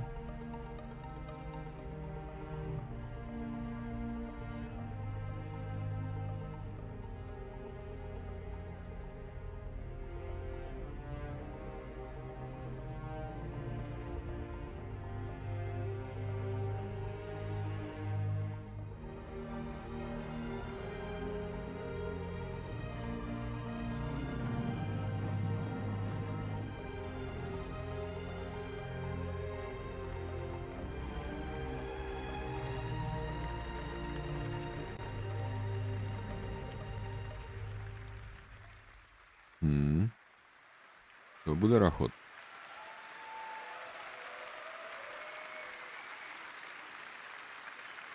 Awesome. Awesome. So as you saw, the cargo grid of the supply bay consumes resources, and the required resources will be substantial and will need to be topped up over time. So this means orgs will be encouraged to have efficient logistic networks to feed the supply bay.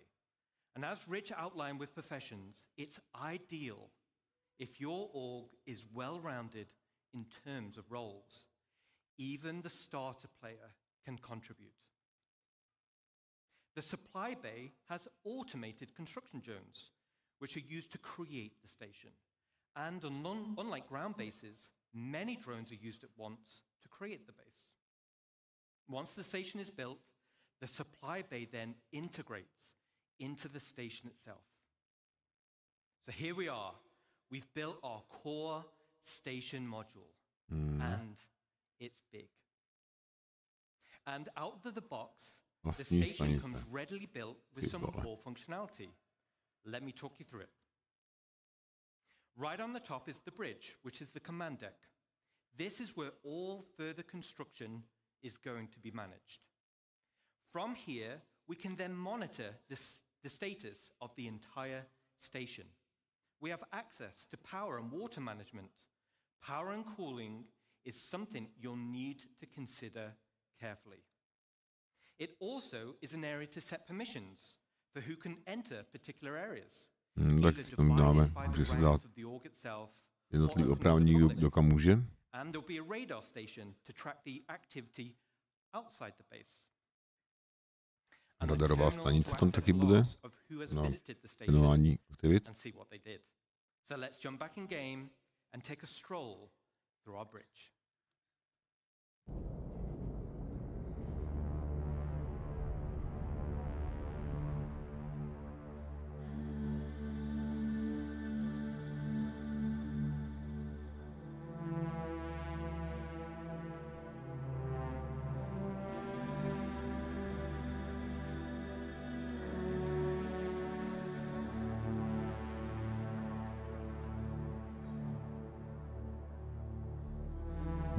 To bude asi veliký, ty vole.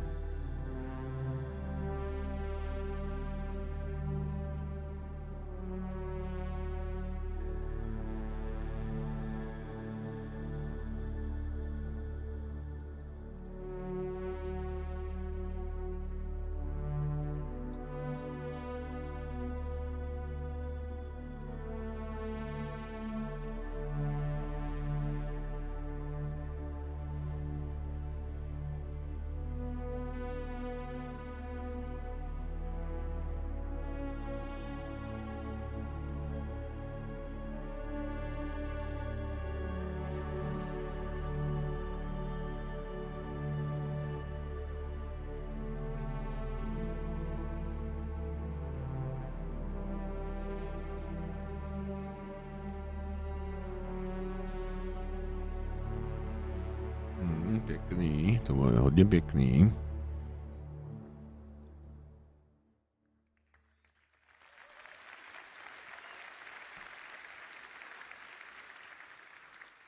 Super awesome. The back of the bridge leads to a centralized transit network. This spine physically connects the entire station and will provide access to the various decks. Each level in the station will have a centralized lobby area, and this is your station. you'll be able to use the decorator mode, so you'll have plenty of space to theme it however you want. And speaking of having plenty of space, this space station will have a one-to-one interior layout matching the exterior. No magic elevators.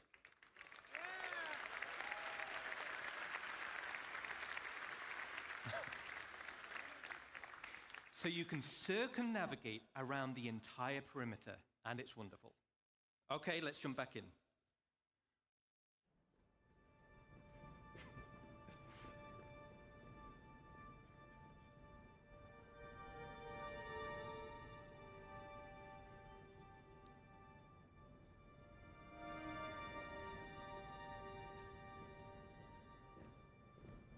Vyhlídková plošina, jo.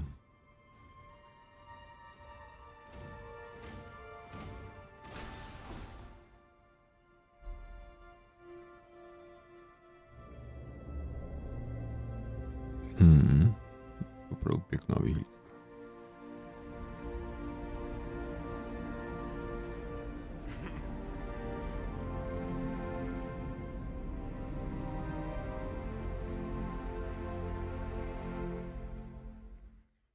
All right.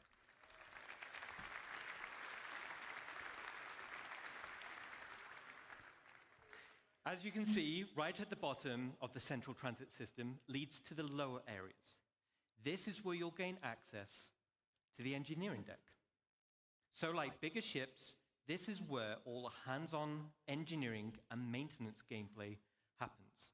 This will serve as the beating heart of your station. Then we have the hangar deck. And as the name implies, this is where you'll gain access to your hangar network.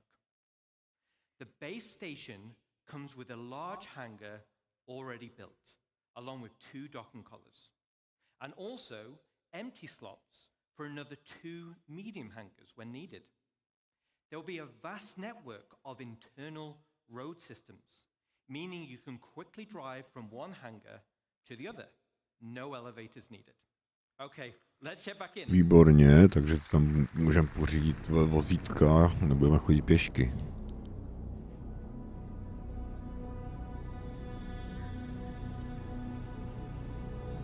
To je hustý.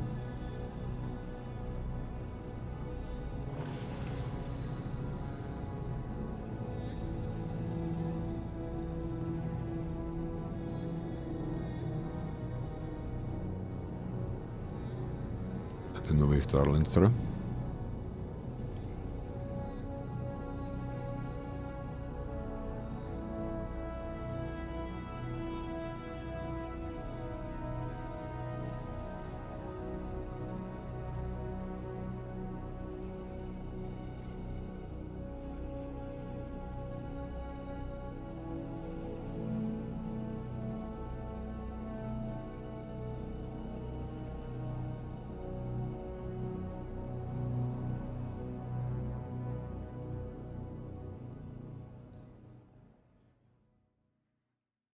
To byl hangár teda.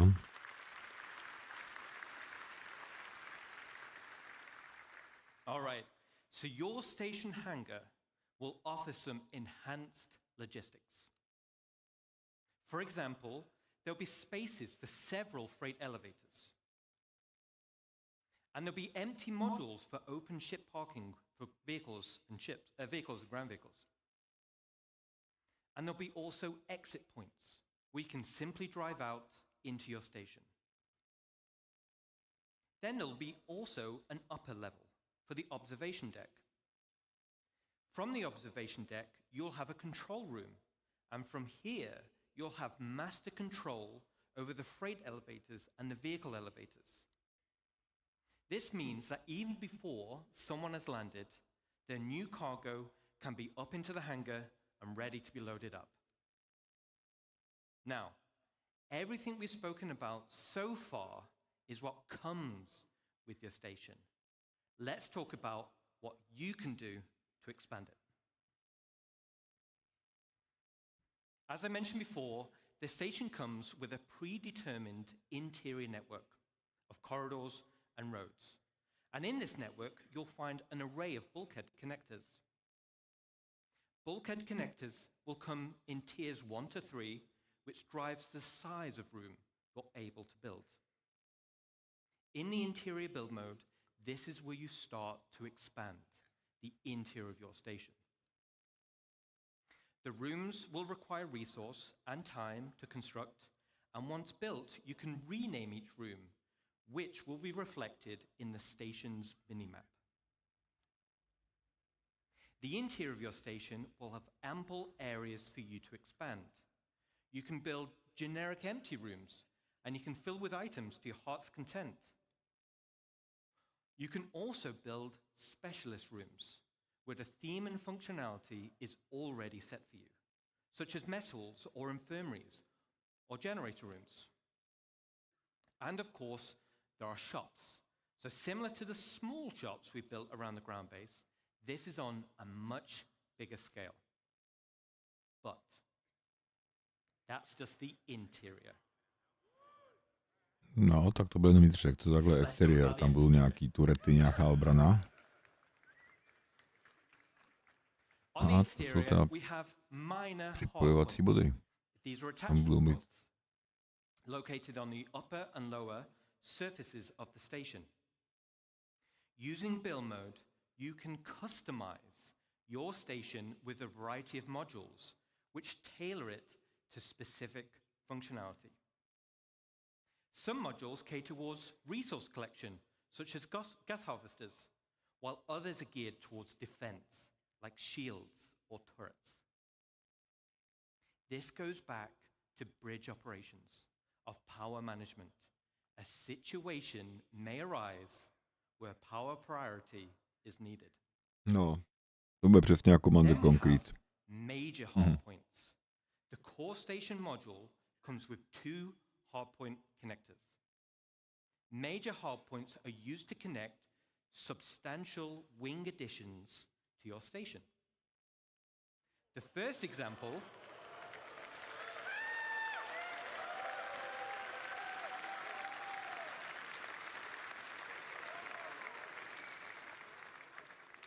Awesome, thank you, awesome. The first example is the cargo wing. The cargo wing will dramatically increase your inventory capacity. So this is ideal for orgs who are specializing in holding. Then we have the refinery wing. No. Takže to se dá ještě teda připojit ke stanici, jo. Cargo ring, jakoby nákladní wing, tak křídlo, pardon, nákladní křídlo, rafinační křídlo. Now, a player could buy resources from your cargo wing and then refine it directly in the refinery wing. And finally, we have the hangárový křídlo. All right.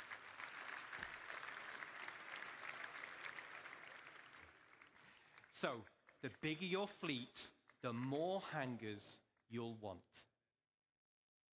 There'll be a variety of hangar sizes as well as docking collars to help organize your fleet's deployment. All major hardpoint wings are connected via struts, and like the rest of the station, the struts are also internally traversable. Okay, so let's recap on the exterior expansion wings. Minor hardpoints give us options on how to collect resources or provide automated defenses for your base. Major hardpoints gives us options on how you can specialize your base. Let's jump back in game and see how our base is getting on.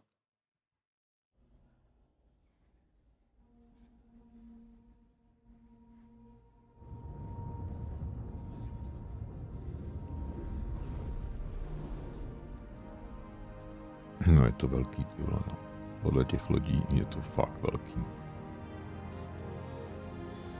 No, takhle to bude připíchlý, jo. Ty vole.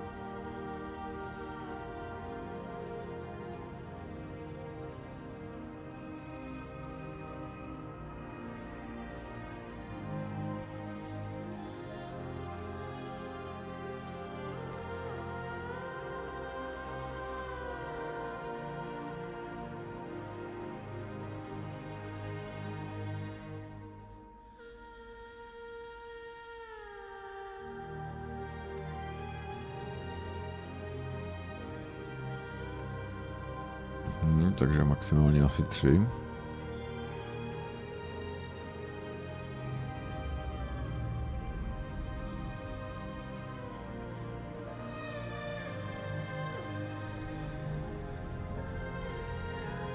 vypadá to tak, že maximálně 3 křídla budeme moct přidat na stanici.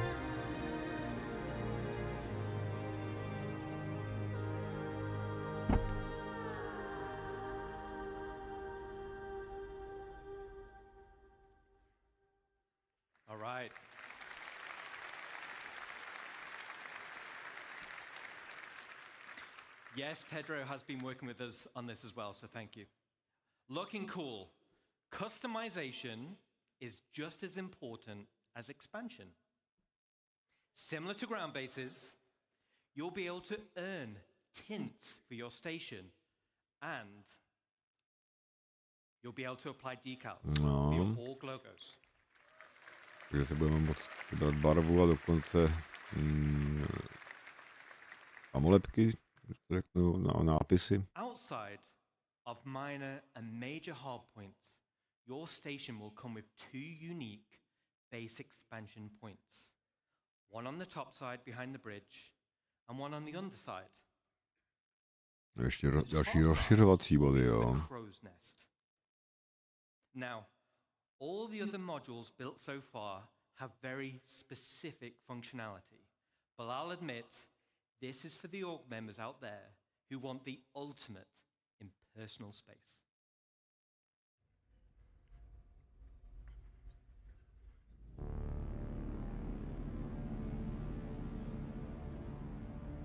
A víš, co to bude dělat? Jo, to bude...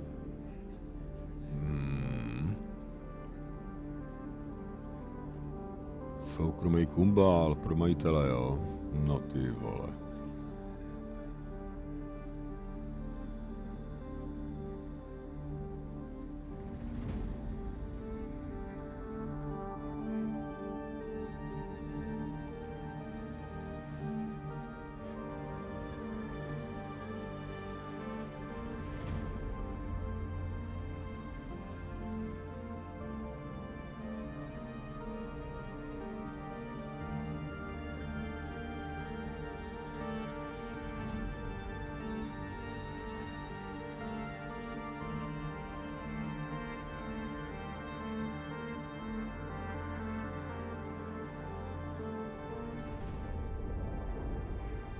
No, si to asi bude moci vybavit nábytkem a všema možnýma píčovinama, dekoracema a podobně nejspíš, je? All right.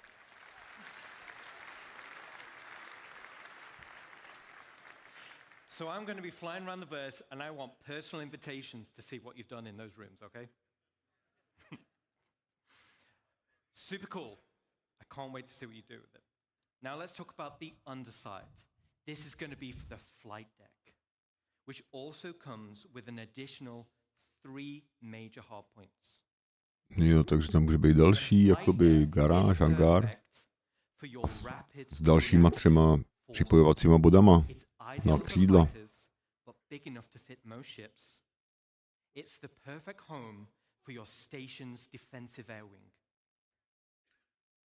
And just like the hangars, Ty vole, to je velký. Tohle to si můžeme postavit? Ty vole, potřebuji pionýra. So an org with a tight flight deck crew can be substantially more efficient than others. Now, this one's my favorite. Let's take a look.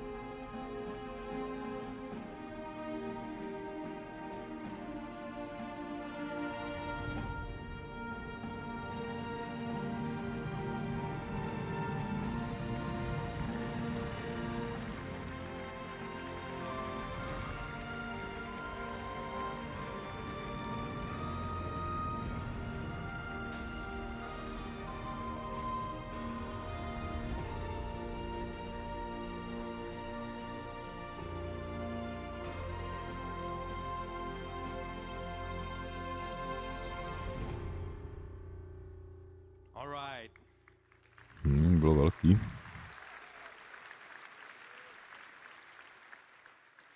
There's a few little Easter eggs in that video. But why do you need a flight deck for your rapid defenses force? Well, if you've built your super awesome station in a super lawless system, now you're the potential targets for others. Everyone will have their eyes on your resources and wonder what gear you've got in your inventories. And let's say we didn't win the station warfare bid that Rich mentioned. Let's take a look at the inevitable.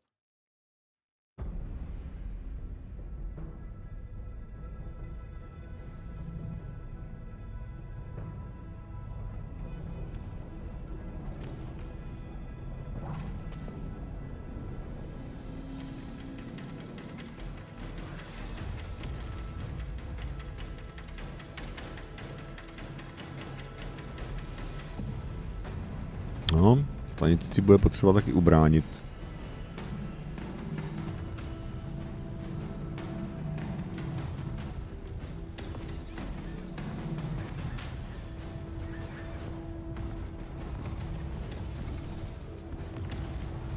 Bude chtít hodně turetů, no.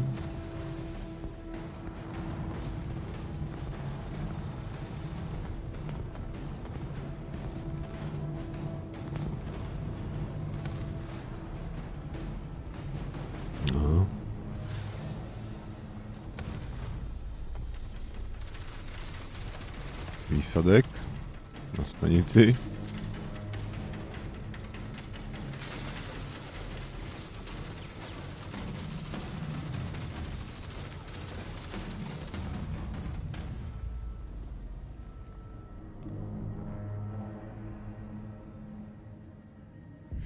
Golden Pico.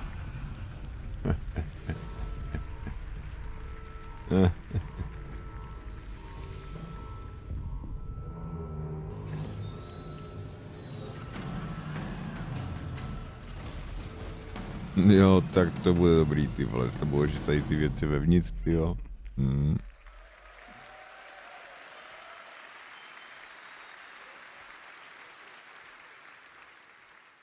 Okay, so not only is your station a staging area for offensive campaigns, it's also a defensive fortress.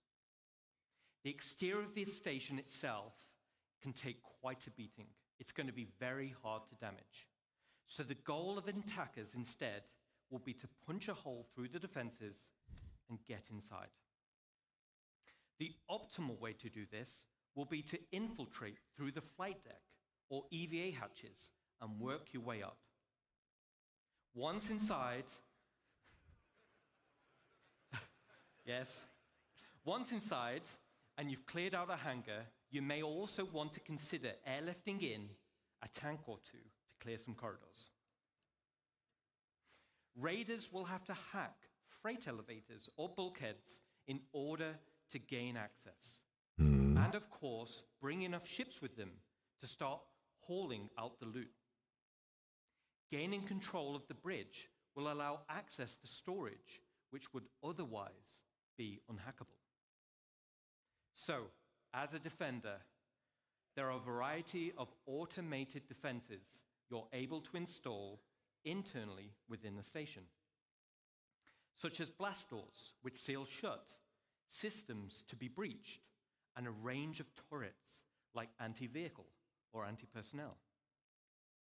These will all help slow down the attack and give time for your reinforcements to show up. So let's do a final recap. This is one of the end game goals for dedicated orgs, and will be your base of operations for system-wide activities. The station can be customized both in the interior and the exterior, meaning you can tailor it to your own requirements. And it's your very own home amongst the stars. Tak minulý rok nám ukázali zase stavení základ. Well, wait. Základen, There's one more unique module we can build. And that is the dry dock. Jak dry dock? Dry dock?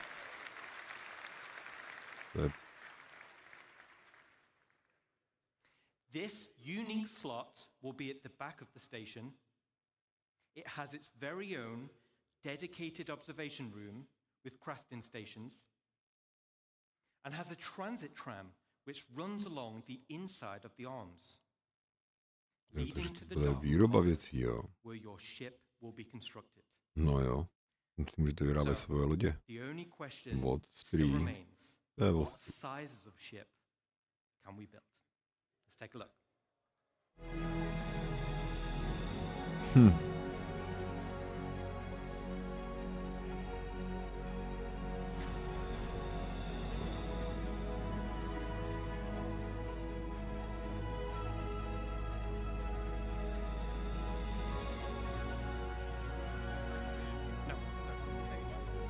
I'll just watch the end of the show.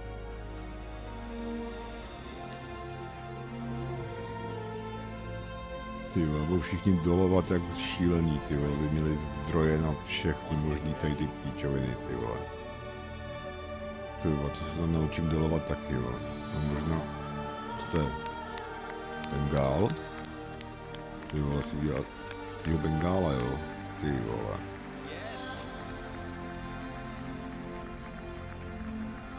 To už je velká loď.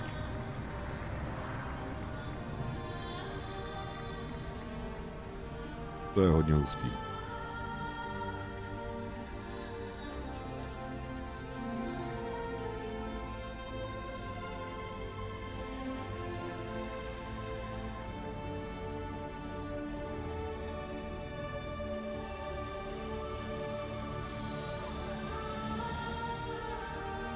To jsou ty stanice propojený. Ty vole, no jo.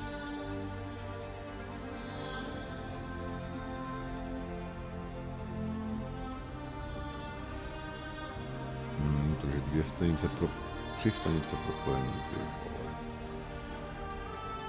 A ještě víc stanic propojený, no ty krávo.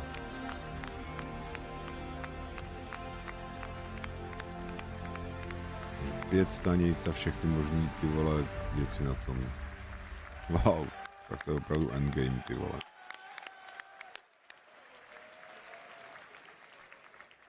Thanks, Ian. So now we're talking. Multiple stations linking and dry docks to craft your very own capital ships. The ultimate end goal for any org. Okay, so let's take a step back. At the beginning of this presentation, I mentioned we had 3 types of players and 1 universe. And hopefully you can see we have purposeful gameplay catering to each type of player. But that wasn't the only goal. It was to build a game that connected all 3 together cohesively. And this is where you come in. The community, the lifeblood of Star Citizen. Whether you're a PvE player delving for unique crafting blueprints, a non-combat player mining for high-quality resources or building a base with your friends, or a PvP player fighting for your org in station warfare to protect your base, each one of you supports each other. You need the blueprints to craft, you need the resources to make them, and you need the equipment and protection to be safe. This is what Star Citizen is. It's a universe that caters to all players. Now, I could probably go on for another 10 hours deep diving into each system.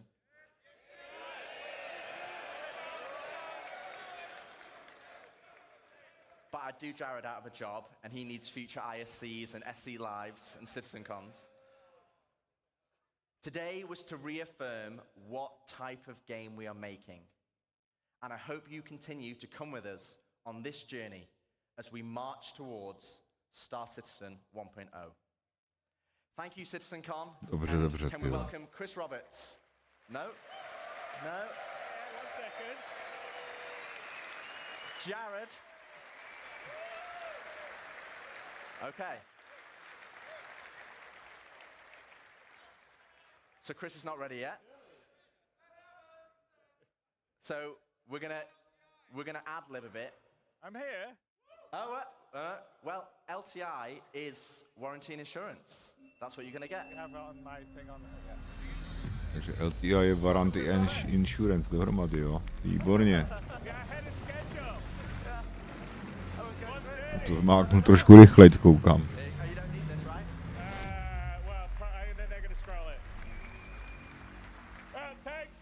Thanks, Rich. Rich, Dave, and Ian. I hope you guys and girls loved what you saw there. It's having a definitive line in the sand is incredibly empowering for the whole team, and I think for all of you guys in the community. As I said, introducing the presentation, we will never stop growing Star Citizen, even past 1.0. And part of what makes Star Citizen so special is the symbiotic relationship between you guys, the community, and us, the developers. I know I can be accused of feature creep, but you only need to look at Spectrum, Reddit, and Discord to see countless great ideas and suggestions that come from people playing a live alpha and seeing areas that the game can grow and improve. And often we take these on board because they will make the game better. And in some ways, while you could say Star Citizen is a Chris Roberts game, I would say it's all our game. The developers, the community, building the game, we're all building this dream game together. And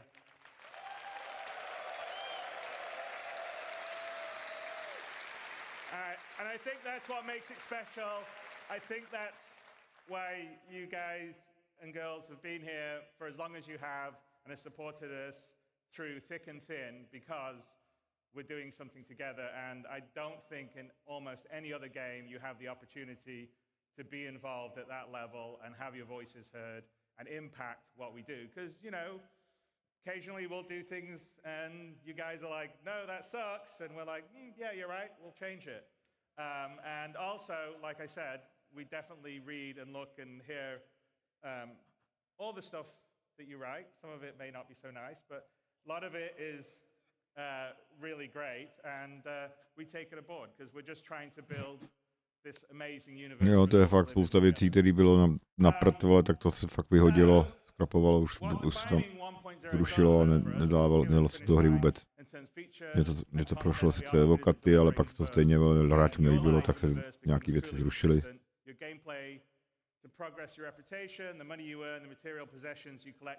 Jako třeba ty šílení naváděcí čáry, naváděcí tunely na přistání a na vzlet. Fully commit and not just go, okay, well, I'll play for a while until the next patch comes out. And it's also a game for a market for the game to be more stable, well optimized, and incredibly friendly for new players as well as experienced ones, which I think all you guys are. Jo, noví hráči jsou to vždycky vyplesklí, jak se slušní lidi chovají k sobě tady ve Star Citizen. Neuvěřitelný. We'll always make sure we're on the cutting edge of new technology. We'll never be outdated. I know I occasionally see that, whoa, in so many years you guys will be out of date. But as you can see by our constant presentations, we're always looking to make pořád se to vyvíjí, to je dobře. Various ways to make the gameplay better. That's something we will always be working on. So we'll always keep the game at the bleeding edge of graphics, sound, physics, and yes, we'll support VR, and we actually have some of that in the background we're doing. Now we get stuff. Podpora VR mě to vůbec netankuje, protože nejsou žádný braille pořádní, který prostě vovčinu, to je furt těžký, vole, na hovno. Small prologue that opens Squadron 42 live with a few crashes to prove it. As I said, there's a really great full playthrough, no crashes, that Rich did immediately afterward that's up on YouTube. And we've given a date to finally deliver the spiritual successor to Wing Commander that the team and I feel comfortable in hitting. We've defined what Star Citizen 1.0 will be and shown features such as base building and monster hunting that we'll be delivering the next 12 to 18 months. 4.0 and server meshing and Pyro is coming at the end of this year. We're already in Evocati on 4.0. I think we're actually... Server meshing a Pyro konce roku a do příštích 12 až 18 měsíců kompletně to base building, jo. Včetně stanic a budov, jo. Ty vole.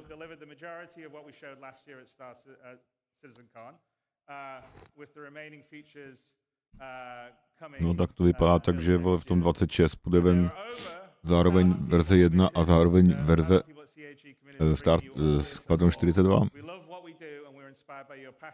12 až 18 měsíců, to spíš to bylo 2 roky spíš, no, takže hustý.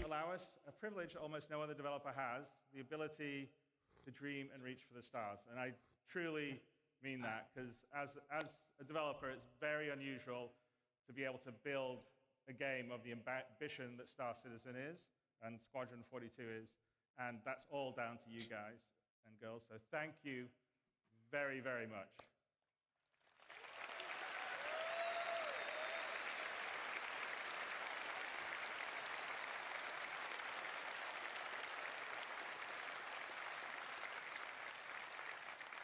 And then over this past year, an incredibly passionate group of people have worked behind the scenes to bring this weekend's event to life. And I want to take a moment to thank Leah and Ed, Tyler, Jared, Kat, and so many others have poured their hearts into making this weekend special for all of you. And a huge thanks goes out to our presenters and teams supporting them, whether they're here with us today or watching from one of our other studios around the world. In the words of Admiral Bishop, I'm proud to stand with our teams and everyone that put this show together. And all of the GIG staff working on the show floor, your hard work ensures everything runs smooth and keeps the energy alive. Závěrečná děkovačka. Finally, a heartfelt thanks to the community members who volunteered their time to run this year's show. None of this would be possible without their dedication and support. I think all of you very, very much.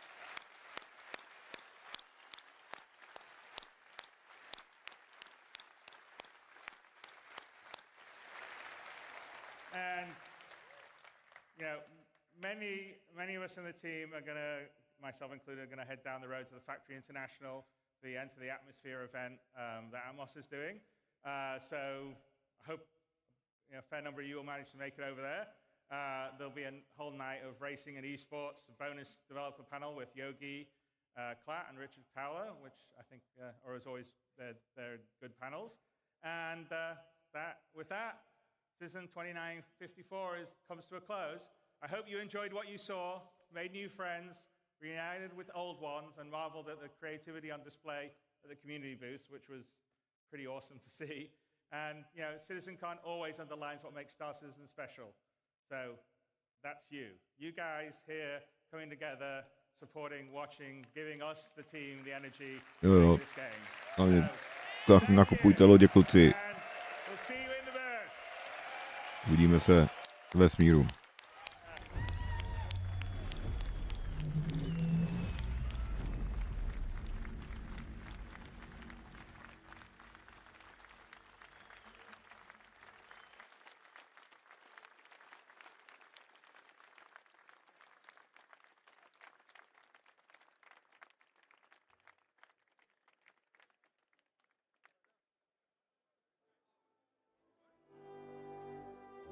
Takže to vypadá, že to je všechno pro dnešek. No co závěrem, no, jak jsem říkal. 18 měsíců maximálně na base building, spíš 2 roky. Tak to vychází spolu, že vyjde verze 1.0 spolu se Squadron 42 v roce 26. No, těšíme jsme na to všichni. A já vám všem děkuju za sledování. A uvidíme se zase u příštího streamu. Star Citizen, díky a